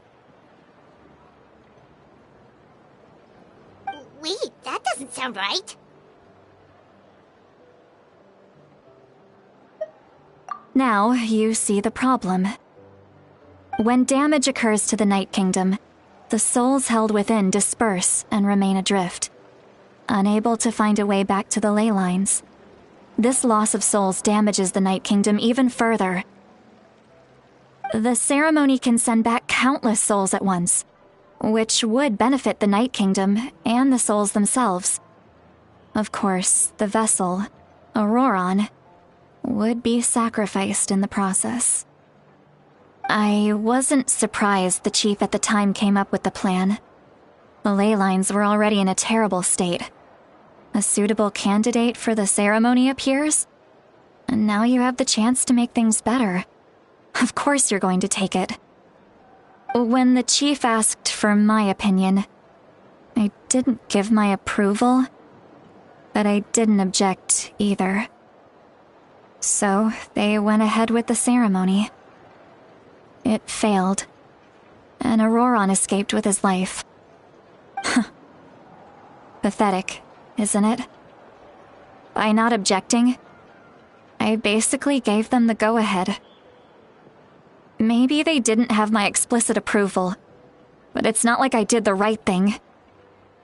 If the ceremony was successful, Auroron would probably be dead. Of course, in my tribe, death is rarely something to fear. But what kind of message would we be sending by sentencing a newborn to death? By using a human life as a tool? It's not right. So, when I learned the ceremony had failed, I was ashamed by my inaction, and absolutely relieved by the result. The plan was never a secret. Or, I guess I should say, there was no point to keeping it a secret. A simple investigation from Auroron would reveal everything. Everyone thought he would be happy he survived, and he never really said anything to the contrary. But just as I was about to put all of it behind me, he asks this question. Would Natlan have been saved if the ceremony succeeded? Wait, but it's not his fault. He knows that, but he still feels guilty. Auroron has a strong ability to perceive souls, more than any of us. He understands just how dire the situation with ley lines has become. Maybe he chose to work with the Fatui because he still thinks he owes a debt to Natlan. I can only imagine what they told him. Traveler, didn't the captain say he found a way to solve the crisis? Maybe that's what brought Auroron into this. Anyway, we can't just let things go on like this. We have to convince him to come back! You don't look so good, Seatlolly. Maybe you should head back and get some sleep. Probably drank too much. It's okay. The fresh air is doing me good. Okay. Forget that. I need to go home. I hit it a little too hard. You've helped me so much already. How do I even begin to thank you? Hey, we're friends, aren't we? Besides, you already said you owe us a favor, so you don't need to worry about us. Good point. Well, I'll go home and get some sleep. We can figure out our next move in the morning.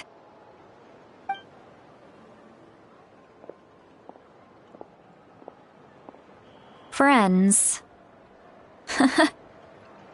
I like the sound of that.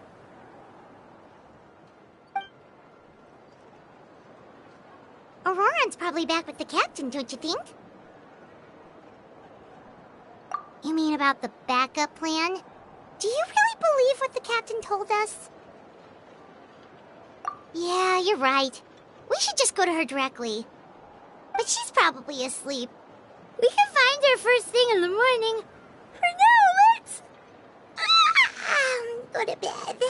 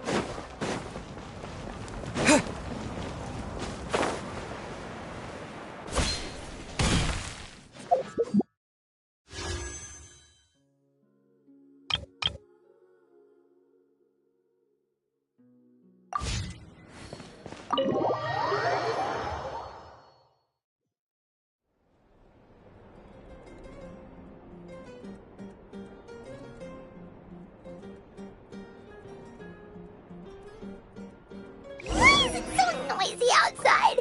Pirates still haven't sleep. Well, guess we should see what's going on.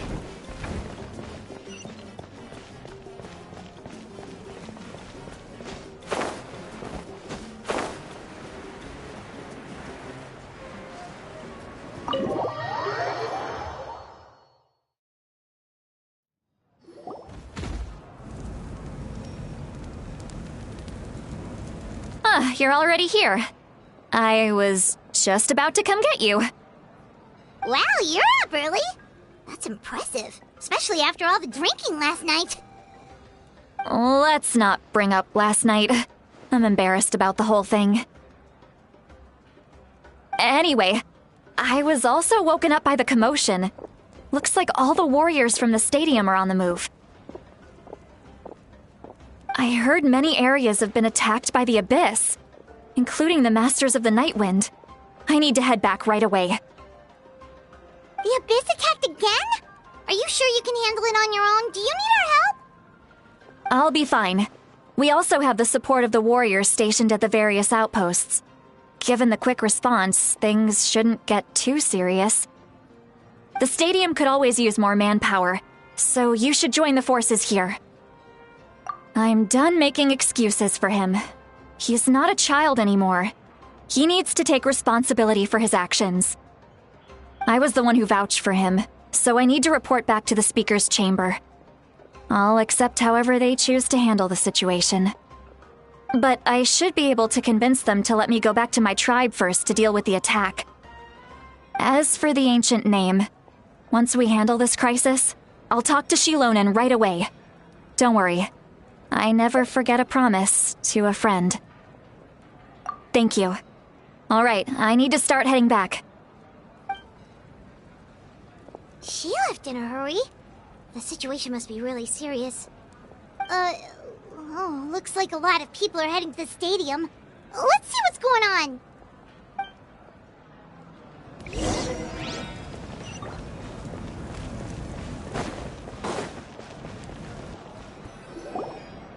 Outlander thing? Just my way of saying how awesome you are. We've got a real emergency on our hands, so this is the perfect time for you to show off your skills. Alright, but can we get a quick rundown of the situation first? The Abyss suddenly attacked the Collective of Plenty, the Masters of the Nightwind, the Children of Echoes, and a number of our camps and outposts in the wild. Yes, and the attacks are increasing in frequency.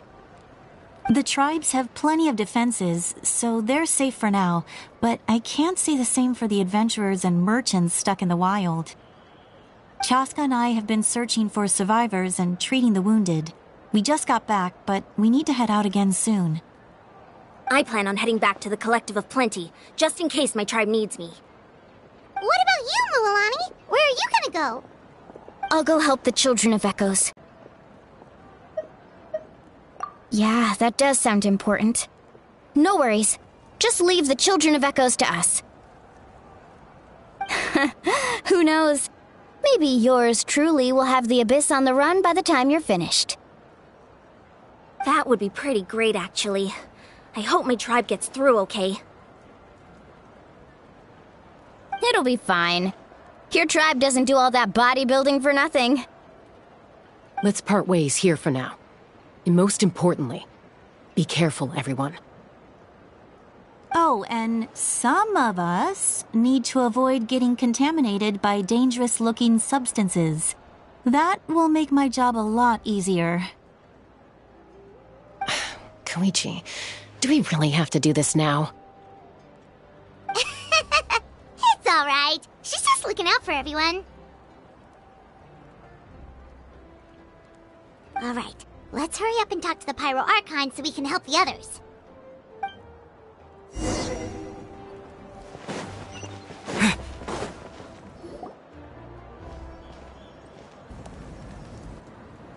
Oh, it's you two. As you can see, things are not looking good right now. People across Natlin are in danger. Look, I'm very interested in your recent adventures, but this is not a good time. So we'll have to keep our conversation short. That's alright, we're also in a hurry. We're gonna go help the Children of Echoes after this. What?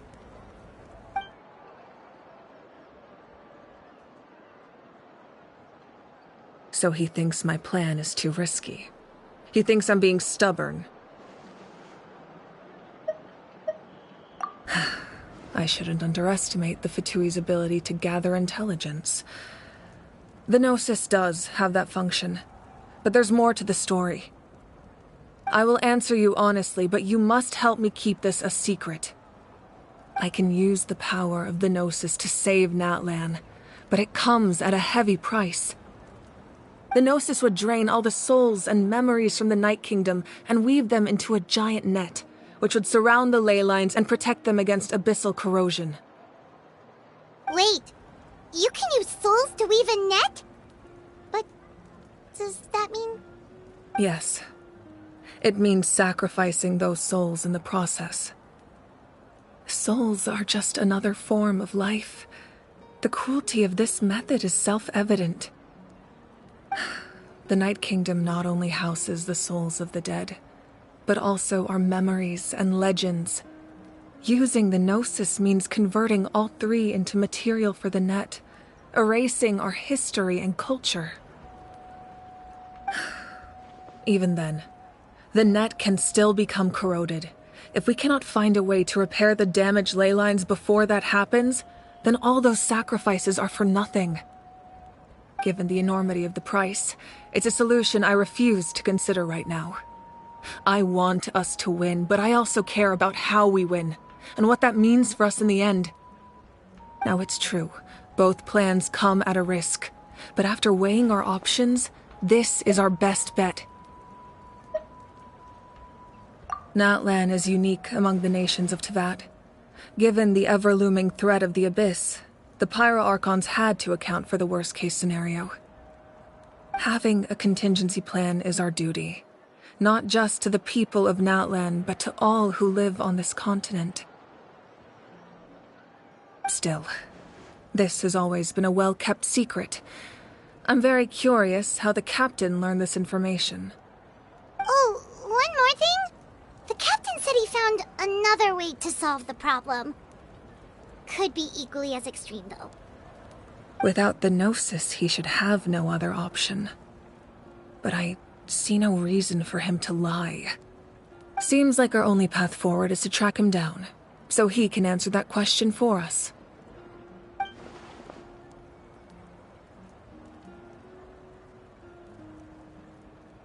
Judging by your expression, you must have doubted me, even if just for a second. Not even a little! We would never... Wait, what are you talking about, Traveler? Just as expected. I appreciate your sincerity.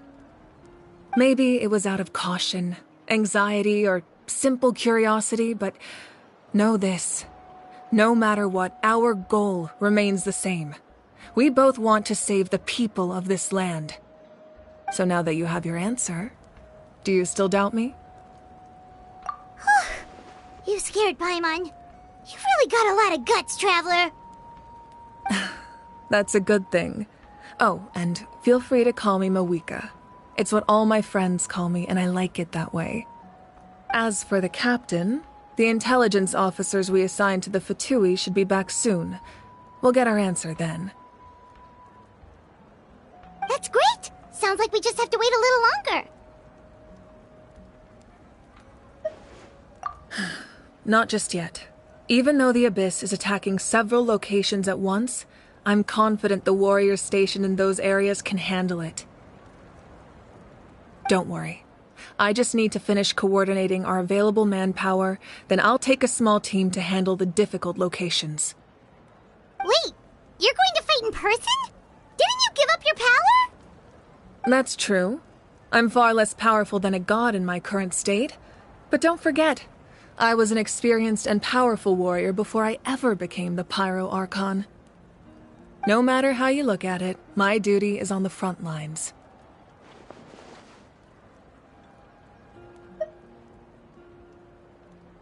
Oh, now you doubt my strength.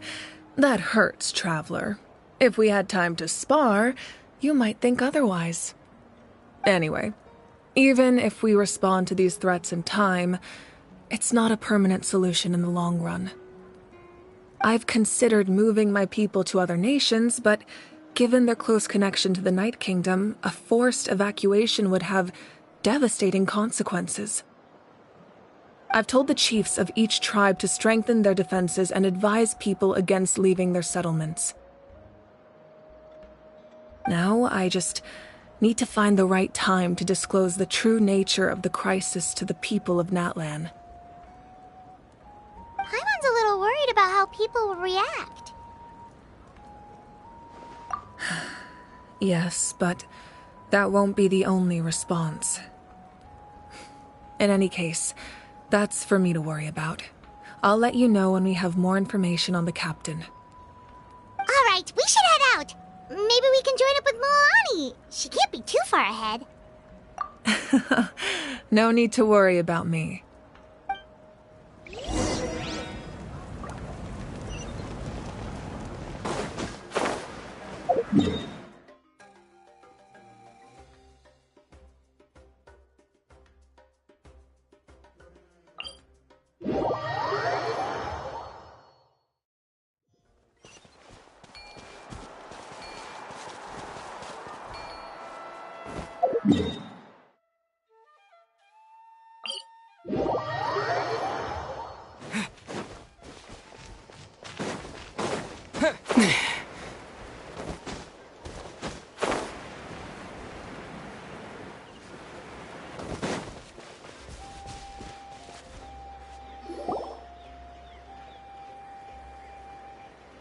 Quick, over here! To safety!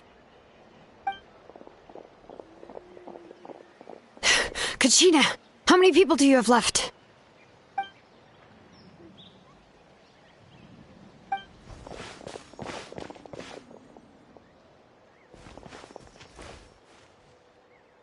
What's the situation? There's a trapped caravan that needs our help. We need to rescue them as soon as possible. We'll go together.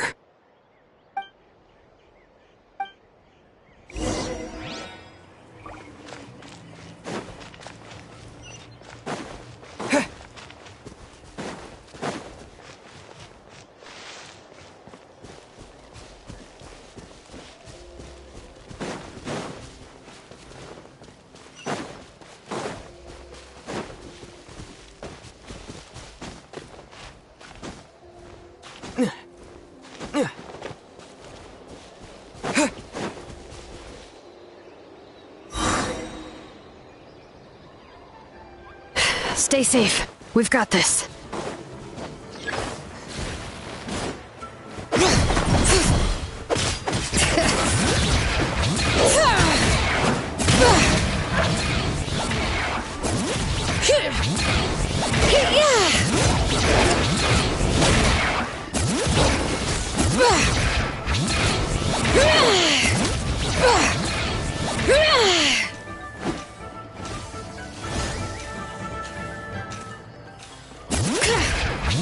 Hear the echoes of the valley!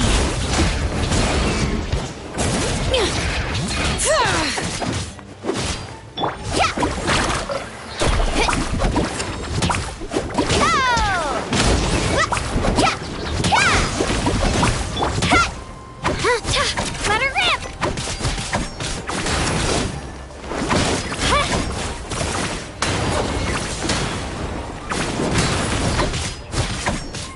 Drilling down!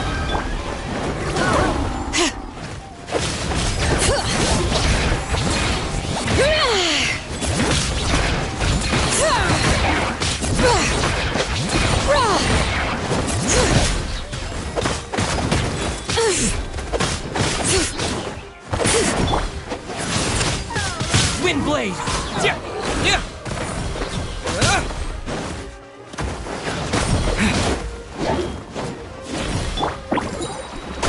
Check this out! Best of luck!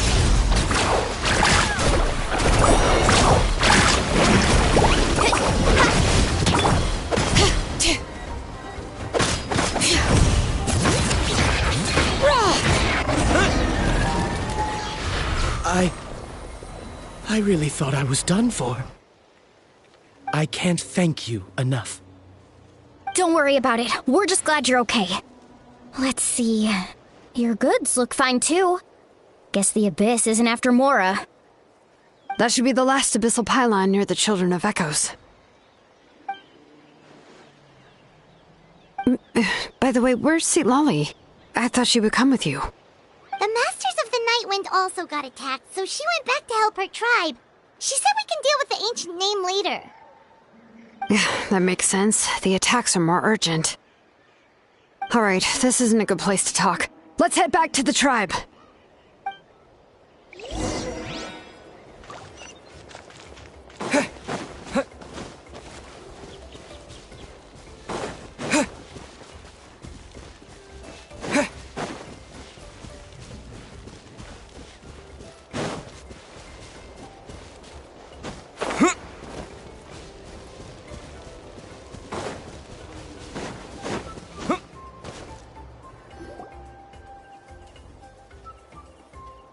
Looks like a few people were hurt after all. Oh, I should have got here sooner.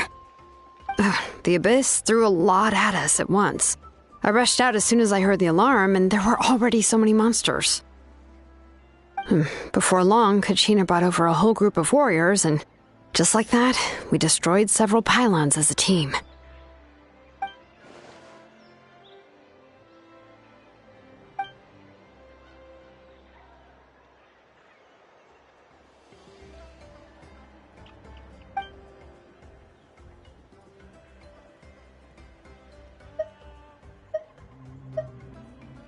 You mean the situation in the Night Kingdom, right?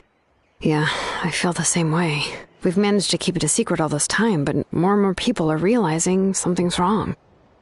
It's impossible not to feel anxious when things are getting worse by the second, and all we can do is wait.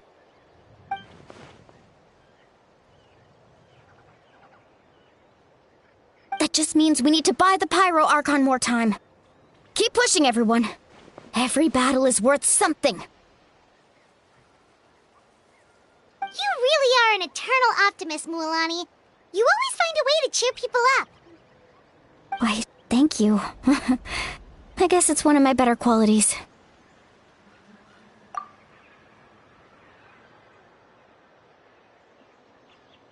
So, specifics aside, the Pyro Archon confirmed the Gnosis can resolve the crisis, but it comes at a huge price. And somehow the captain finds out about it, goes to fight the Pyro Archon, and calls her out for having a solution but refusing to use it. Honestly, if he has the same information as us, I can't really blame him.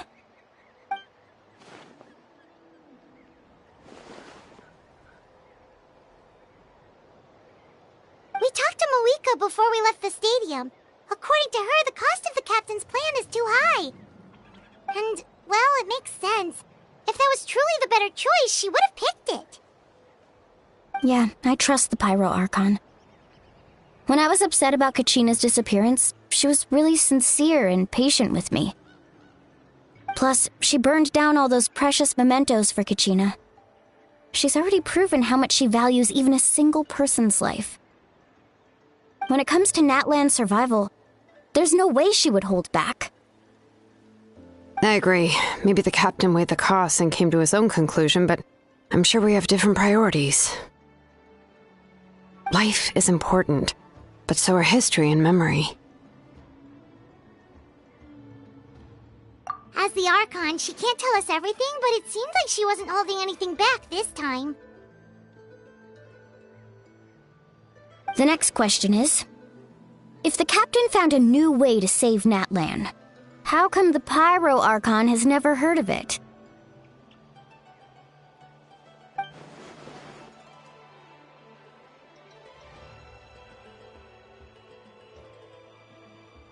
This is all super confusing. We still don't have enough information. Once we figure out what the Fatui are doing, we'll have our answer. Let's head back then.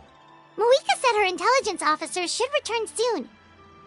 With how many Fatui there are, someone's bound to give something away. Sounds good. I have a few theories of my own. With a bit more information, we just might get to the bottom of the whole thing. I was just about to ask. Count me in. If I was just a bit faster, we could have prevented a few people from getting hurt. People who could help us in the next battle. It's all a chain reaction.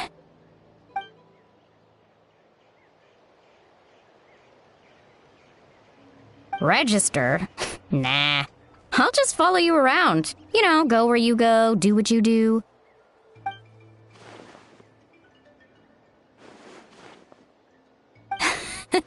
You got it. I just don't want to make the trip back. It's so far. Alright. See you all later. Let's get together and celebrate once this is over. Oh, you betcha!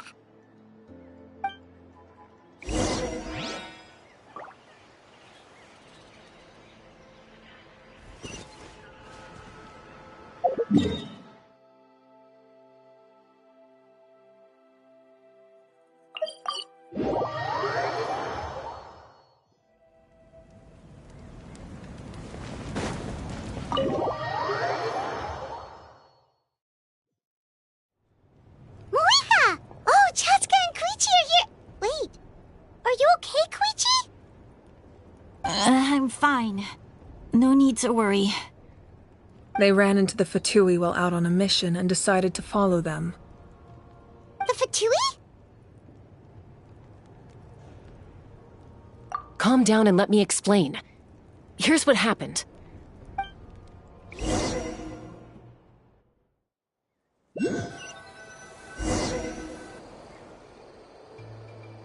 Watch out. It's the Fatui. Were they attacked by the Abyss? No, wait. It looks like they're protecting a group of travelers. Over there. Do you see? You're right. That's a traveling group from Natlan. Could they be trading for something? Let's keep observing for now. We're glad you're okay. Given the appearance of abyss monsters all over Natlan, you should cancel your journey and seek shelter at the stadium or one of the tribes. Thank you so much.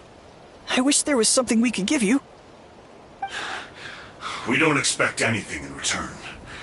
We were out on a mission and saw you being attacked. It was our decision to help. If you truly wish to repay the favor, you can keep this a secret. If anyone asks, just say you were saved by warriors from Natlan. Oh, okay. We can do that. But... We're not asking you to cover up our activities. We haven't done anything illegal. Our captain simply wishes to remain undisturbed. Nonetheless, the decision remains yours. If we wanted to keep you quiet, we would have employed a harsher method. Got it. We'll get going now. Did you hear that? They mentioned a captain. Isn't that who the Pyro Archon is looking for? Exactly. We could be onto something big. Still, there was no trade. They were just helping people in need. I didn't sense an ulterior motive. I didn't believe the captain when he said he wanted to save Natlan. But based on what we just saw, it's possible he was telling the truth. Maybe we've been wrong about the Fatui this whole time. It's too early to say. Let's follow them and see what's really going on.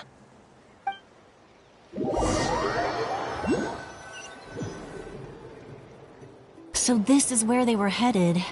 Looks tricky. It's heavily guarded on all sides. Koichi, wait for me here. I'll go in and check it out. Oh, no you don't. How are you planning to get through all the guards? Look, I can use this terrain to my advantage. With our tribe's special way of getting around, I doubt they'll see me coming. We still can't see anything on the inside. What if you can't find cover? You won't have anyone to watch your back if you go in alone. The more heavily guarded the location, the more valuable the secrets. Even if the captain isn't here, we can still figure out what the Fatui are planning. That intel is worth the risk.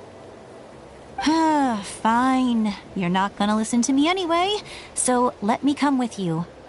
That's even more risky. You've been running around saving people for days. You're already at your limit. I'm confident I can protect myself. I'm not sure you can say the same. At least right now. I can. You really believe that? Fine, don't believe me. But you can't honestly tell me infiltrating a heavily guarded Fatui hideout all on your own sounds more reasonable. You know, growing up, even if I insisted on doing something, it never gave you any trouble. I'm not sure you can say the same. All right. If we start arguing, this will never end. We can't let this opportunity go to waste. Guess that means I win. Don't worry, you're not the only capable young person from our tribe. I can handle this. All right, same plan as usual. We split up, communicate with hand signals, make sure our blind spots are covered, and support each other once we strike. Got your ropes? Yeah, let's go.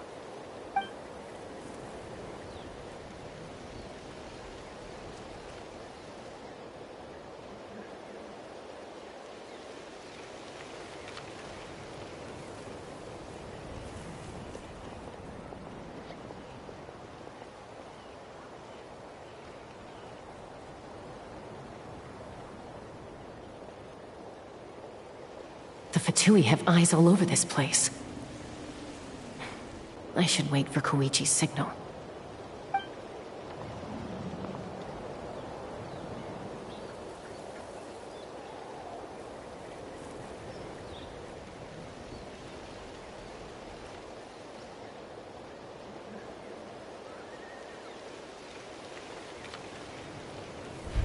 Now.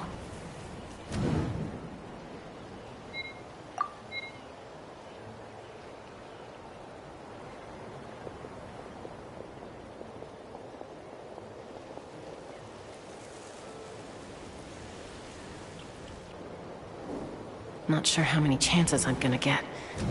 I need to act.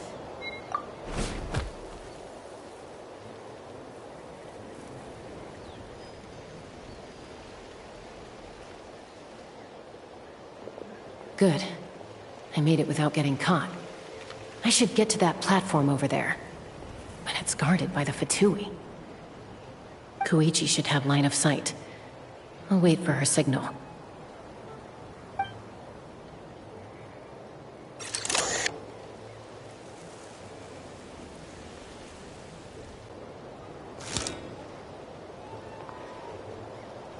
That's it. Now's my chance.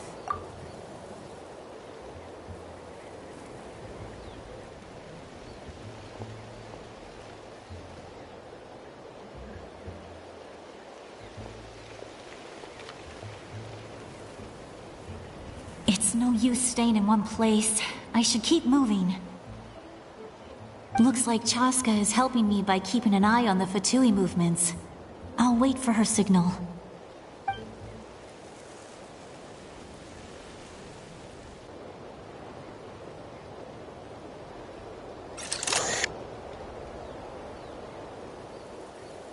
Time to move.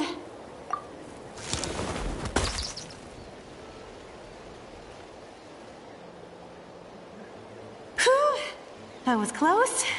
Almost got caught. Probably can't make it over in one go. I'll wait for my next chance. Now's my chance.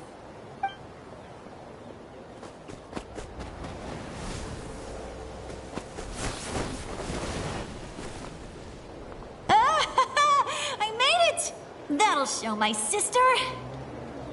Let's see. The Fatui's occupying all the best locations. If we could just get past them somehow.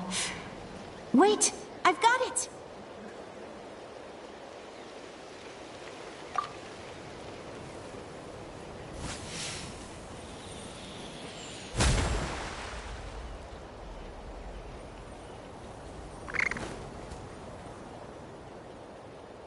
Huh? What's that noise? Did something explode? Oh! It stings! What the heck is that? What do you think you're doing? I could ask you the same thing! Good, they're arguing. Looks like they just needed an excuse. They've probably had enough of this job already. The people on the hill over there left to help their comrades. This is our chance.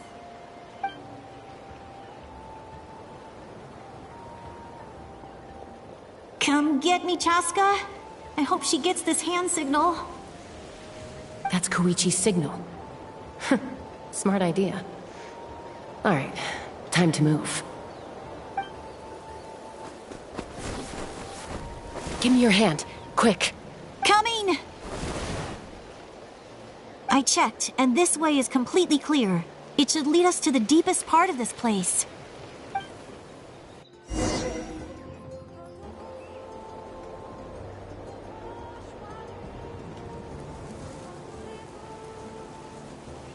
Well, I was pretty helpful, right? You know, everyone usually jumps at the chance to work with me.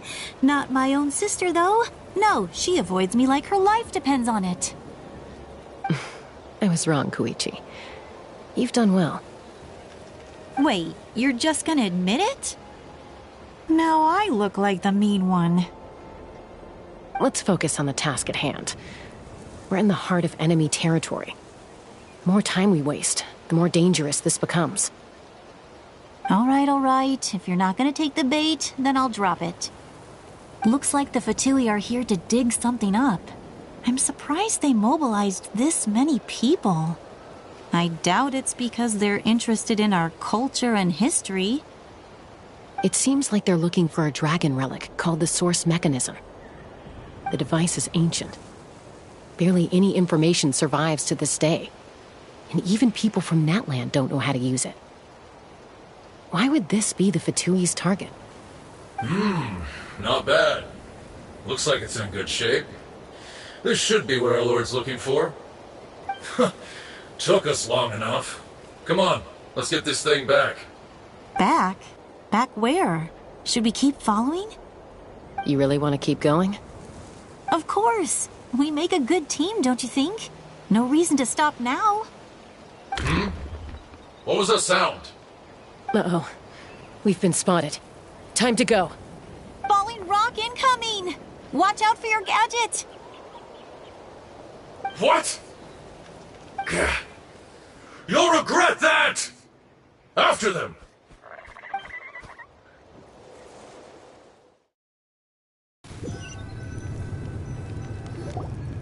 Once we got them off our tail, we went back to observe some more. They'd collected several identical pieces of something. It looked like they were waiting, though. So we decided to come back. So, Koichi got injured trying to get them off your tail? She pushed herself too hard and collapsed on the way back to the stadium. Well, I didn't cause you any trouble while we were fighting, right? So my perfect record remains. You've done very well.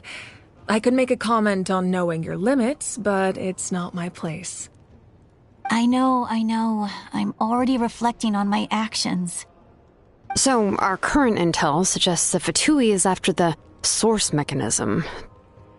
The device is a complete mystery, even to us. What does the captain want with it? I have no idea. But it's safe to assume the device could serve a similar purpose to the Gnosis. Shilonen, I need you to gather every scholar in Natland familiar with the secret source. Yeah, I'll get right on it. Thank you both for your hard work. Koichi, it's time for you to get some rest. Oh, and there are gifts from your patients waiting at the speaker's chamber. I've prepared a small gift of my own as a token of gratitude. I'll send it to your home along with the others. My patients. That's so nice of them. Guess that means I'm doing something right. You don't need to give us anything, Archon. We were just doing our duty for Natland. Well, if Koichi doesn't want her favorite Saurus crackers, then... You don't need to give us anything, Archon. We were just doing our duty for Natland. I should take Koichi home now. I accept. Thank you, Archon. What am I gonna do with you? There's some for the rest of you as well. They're one of my favorites too, so don't be shy. I'll start investigating the source mechanism right away. If I learn anything, you'll be the first to know. Yummy snacks!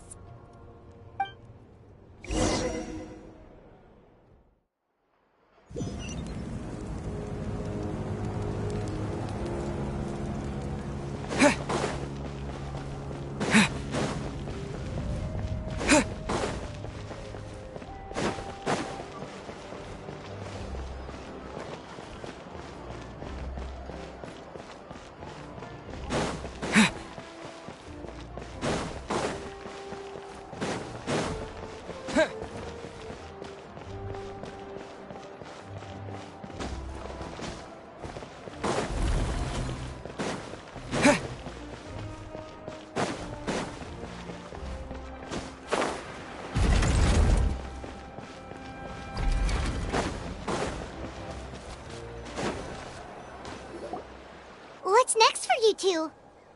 I'm taking Koichi home, with our parents there to keep an eye on her. I can make sure she actually rests. Hey, it's not like I'm some kind of prisoner. I'll be fine in a day or two.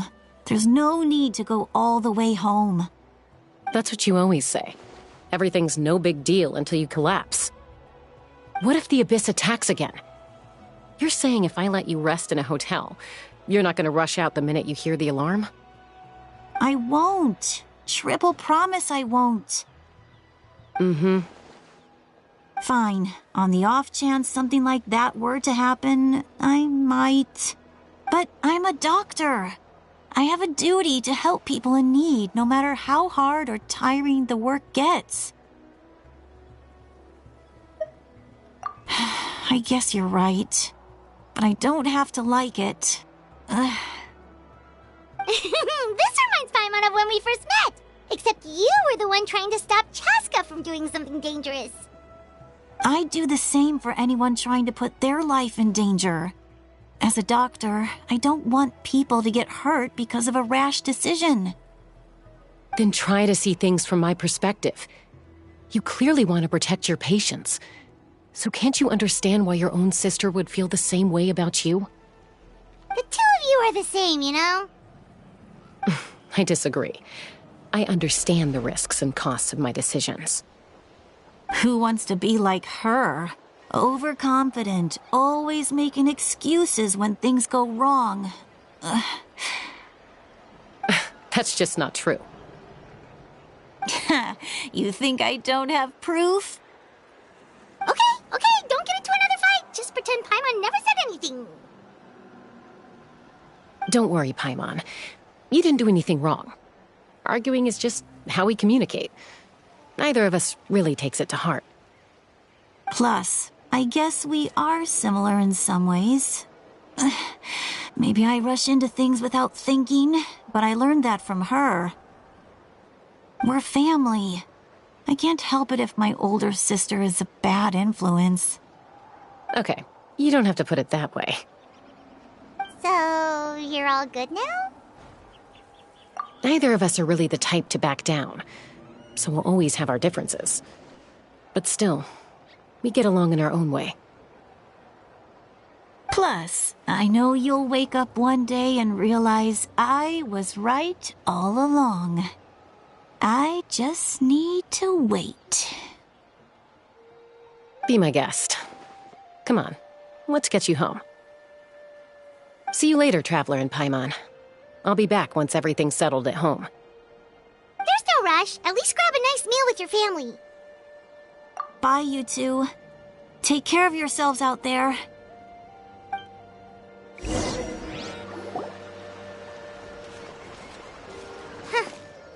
two will probably make up for real at some point, right? Well, we've learned a lot. Let's go over everything that we know so far.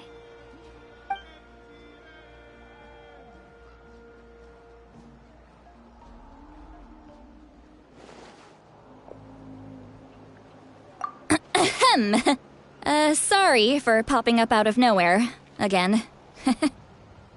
Why do you look so awkward? Oh, is there something you need from us? Okay, I won't beat around the bush. Oh, and I'm sorry for interrupting your rest. I'll treat you to some charcoal grilled steak to make up for it. Awesome! Just give us your orders! Hey, friends don't order each other around. I'm just here to share some news. Remember what we talked about before parting ways? Oh yeah, you mentioned how Auroron has always wanted to save Natlan, and something about his soul being fragmented. Paimon and the Traveler discussed it after you left, and we think Auroron is probably back with the Captain. What do you think? I agree with your hypothesis. And just now, I confirmed it myself. Auroron came back. He helped the Masters of the Nightwind defend our camp. What? He came back? I told him to give up whatever he's doing, but he refused. He said they're just one step away from success, so there's no way he can back out now.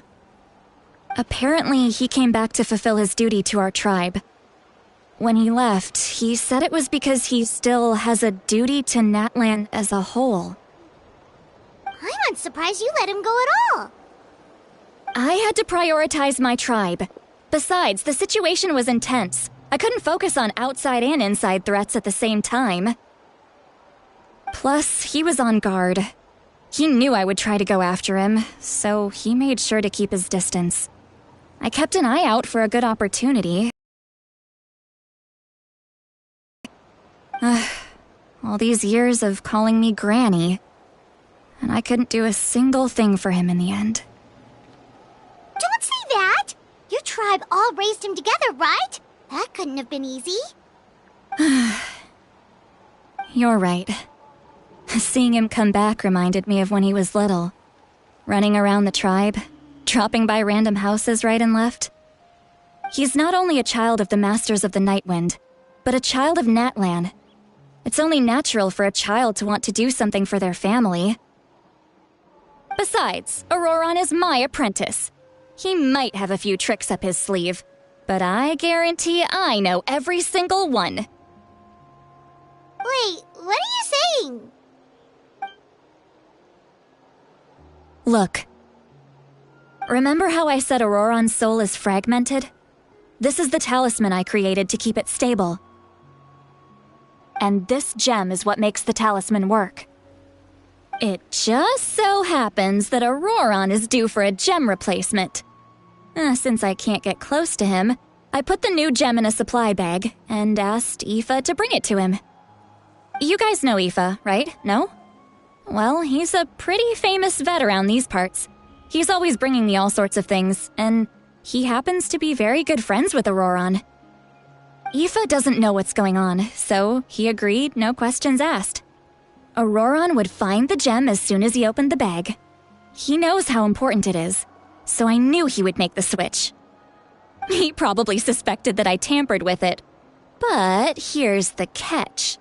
The trick is on the bag. The moment he touched it, a portion of his memories were copied onto the old gem, which he no longer needed. That's amazing. You can do something like that? Most people can't, but I can. That trick he used to bring you to the Night Kingdom isn't anything special, by the way. My technique is much more subtle. He won't notice anything. So in other words, we have a whole backup of Auroron's memories in this gem. The kid thinks he can take me on? Like I wasn't the one who taught him everything he knows? That's amazing, Seat Lolly. Let's take a look right away. Once we get to the bottom of this, we can finally track him down. I know he thinks of me as his grandma, but do you think he'll get mad at me for this? You can be honest. That's a tough question. Paimon doesn't have a grandma, so she's not the best person to ask. To be honest, I've always doubted my ability to look after him. I didn't stop the ceremony all those years ago, and now I'm useless again. But if I stop here, it will haunt me until I'm 500 years old. Every night I'll wake up in a fit of anger. I don't scare that easy. Still, if I back away from this and something happens to Auroron, I would never forgive myself. I need to look at his memory. Even if he resents me, refuses to see me, or runs away for good. I don't care, and I won't blame him. A family does whatever it takes to protect their own. You sure you'll be okay? We can come with you if you want. Did you just say you'll come with me? Is that okay? We have a pretty good reason to see it too, don't we? Because, right, we need leads on the Fatui. You really mean it? Fine, you can come. Just promise me you'll see this through. No backing out. Got it? Don't worry, we're professional adventurers. Then I place my trust in your professionalism. All right, time to sneak into someone else's memory and engage in some, unwanted spying. You heard it here first. I wouldn't be doing this if I had any other choice. Are you ready?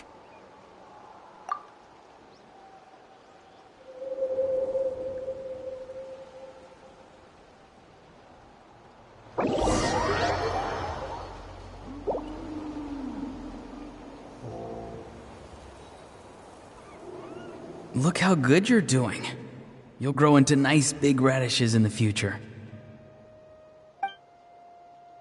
And you? Aoife says you're taking up too much space, but I think you're a good tree. What do you think? Hey! How's it going, Auroron? Good. How are you, Uncle Okanbi? Can't complain. What you up to? Naming your vegetables again? No, just some idle conversation. Sounds fascinating. What did they say? They told me you were coming and that you would take some produce with you. Only if you're offering. By the way, I ran into Aoife yesterday. He told me Chaska's fostering a saurian at his place. Said the thing trampled over a part of your radish garden. I hope you two didn't get into a huge fight. No, don't worry. I'll find a way for him to make it up to me. I've already wrapped your share of the produce. Here you go. You really knew I was coming. That's pretty amazing. Light up the smoke and you can see the path through the shadows. That's what everyone says. Hey, have you seen that strange group of people that just appeared out of nowhere? Appeared out of nowhere? I don't think so. It's the Fatui. Their leader seems like a big deal. He didn't bring many men with him, but they're all elite warriors. It seems like they're looking for someone, but I wouldn't go around asking too many questions. If you run into them, be careful.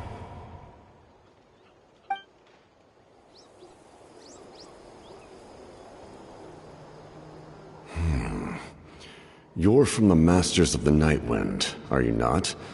Why do you live here alone? I enjoy living by myself out in the wild. I guess you're from the Fatui, the one everyone's calling a big deal.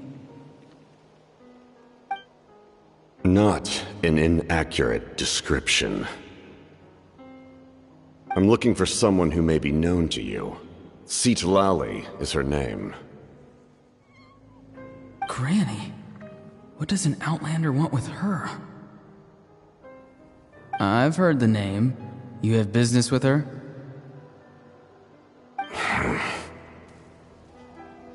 There's no point to further questioning if you insist on hiding things from me. I shall seek answers elsewhere. Oh, he could tell I was lying and now he's leaving? He gave up just like that? Hey! At least tell me why you're looking for Lali. It's none of your concern. I have my own means of tracking her down. Why are the Fatui looking for her? What does she have to do with them? I can't just let them go like this. I have to figure out what they're planning.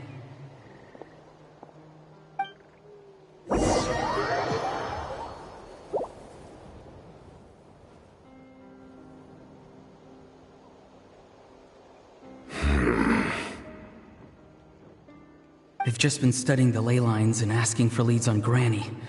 I can definitely rule out some sort of invasion. The situation has seen no true improvement. The Pyro Archon did not fulfill her promise. My lord! Ignore him. He is no threat. He knows I'm following him, but he doesn't seem to care. He's strong, I can tell. But there's something unusual about him and also familiar in some way. I can't describe it.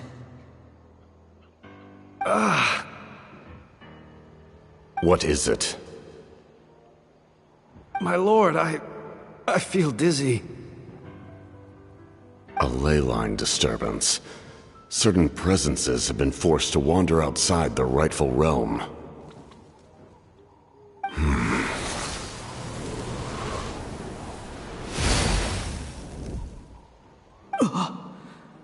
That was a spell from the Masters of the Nightwind. How did he know that? Is he sending those escaped souls back into the ley lines? How did he do that so easily? Soulfaring is supposed to be extremely difficult. This could be related to why he's searching for Granny. I feel much better. Thank you, my lord. Think nothing of it. Stay vigilant, and continue to gather information. The Abyss could attack at any moment. If you notice any irregularities, assume drill formation and be prepared to fight. However, there's no reason to over-engage.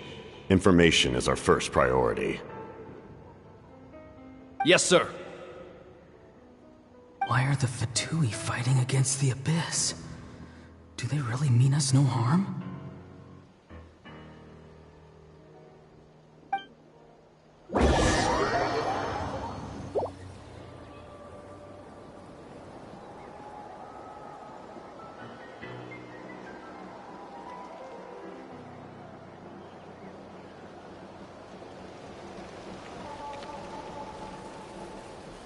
I've been following him this whole time and still they ignore me?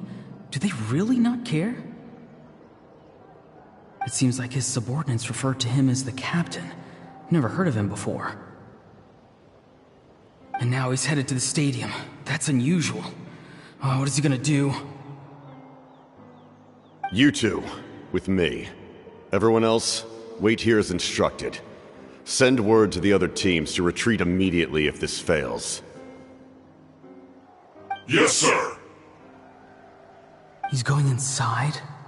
But the Pyro Archon is in there. What does he want with her? Forgive me, my lord. Allow me to check one more time. Do you truly wish to do this? The time for idle observation is over. It now falls on me to act.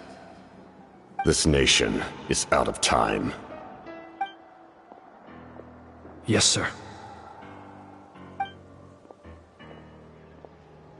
He just walked straight into the stadium. What is he gonna do?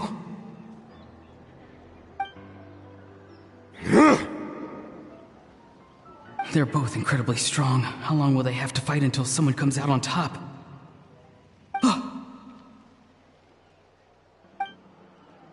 Wait, this feeling. Just like the other day near the ley lines, it's faint, like a soul's trying to escape. Where is it coming from? Is that why he's looking for Granny? If he dies here, then all clues will be lost.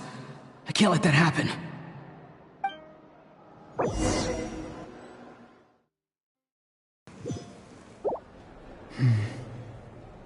As for you, I must confess, I did not expect that little trick of yours to save the day. No matter how dense the fog, as long as the sun remains, we cannot turn day into night. She could have dispelled it. She simply chose not to. You don't have much time, and you're injured on top of that. What do you plan to do next? I'm beginning to see just how useful you may turn out to be. You heard something from here, didn't you?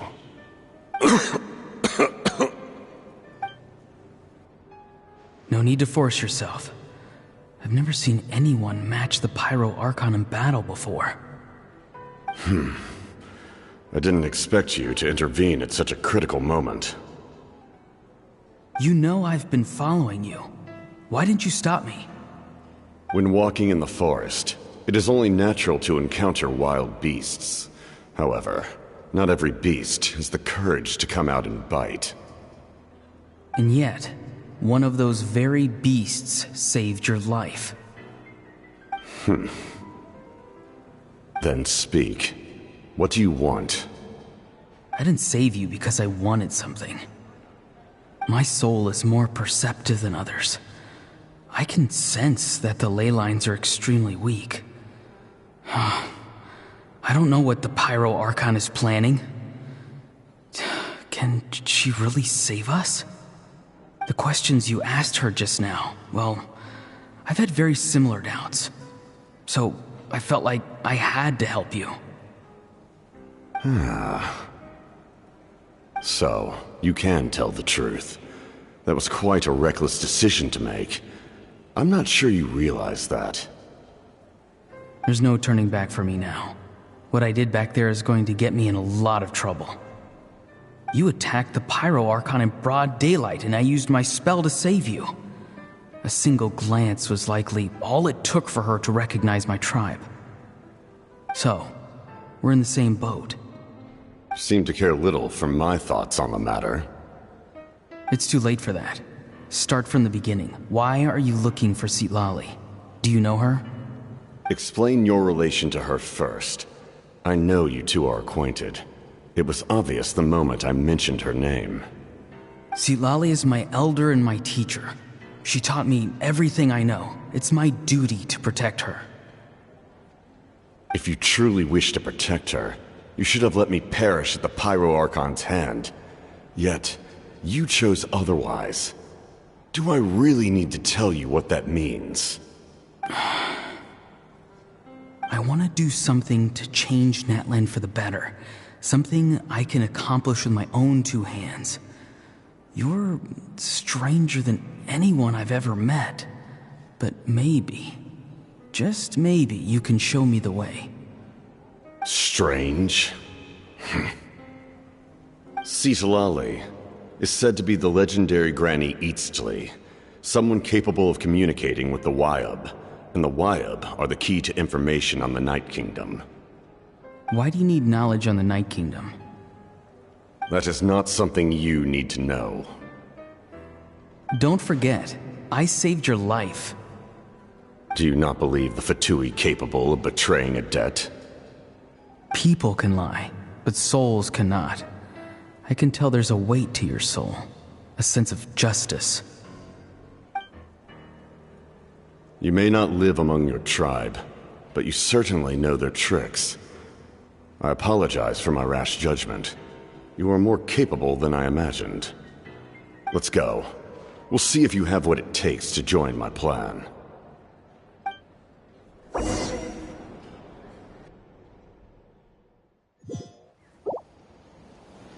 I see. Interesting approach. Worth trying, I think. Rather than weaving a net to protect the ley lines, this method would address the root problem by reconstructing the ley lines themselves.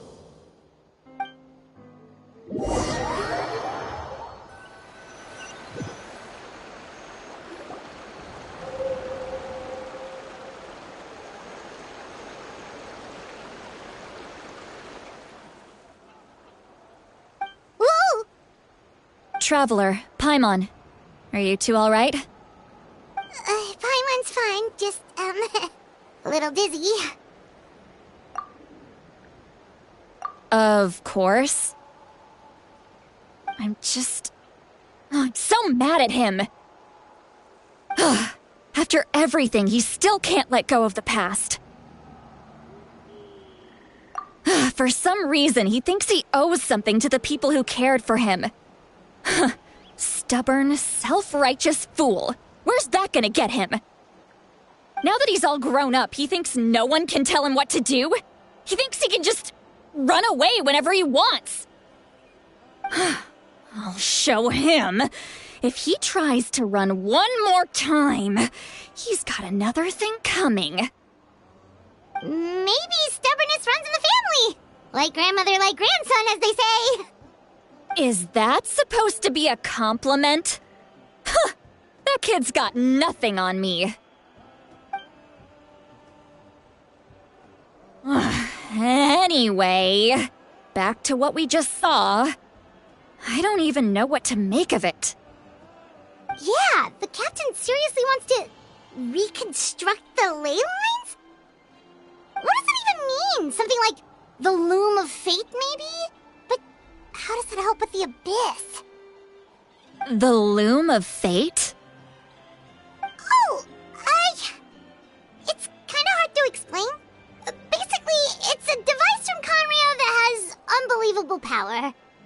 Anyway, if he really wants to manipulate the ley lines, everyone in Natlan will be affected. Oh, this is big. Which means the captain has been honest from the very beginning. Auroron's memory proves that. Why is he so obsessed with saving Natlan? Oh, we've got to tell Moeka about this right away. Yes, she needs to know about this. Now.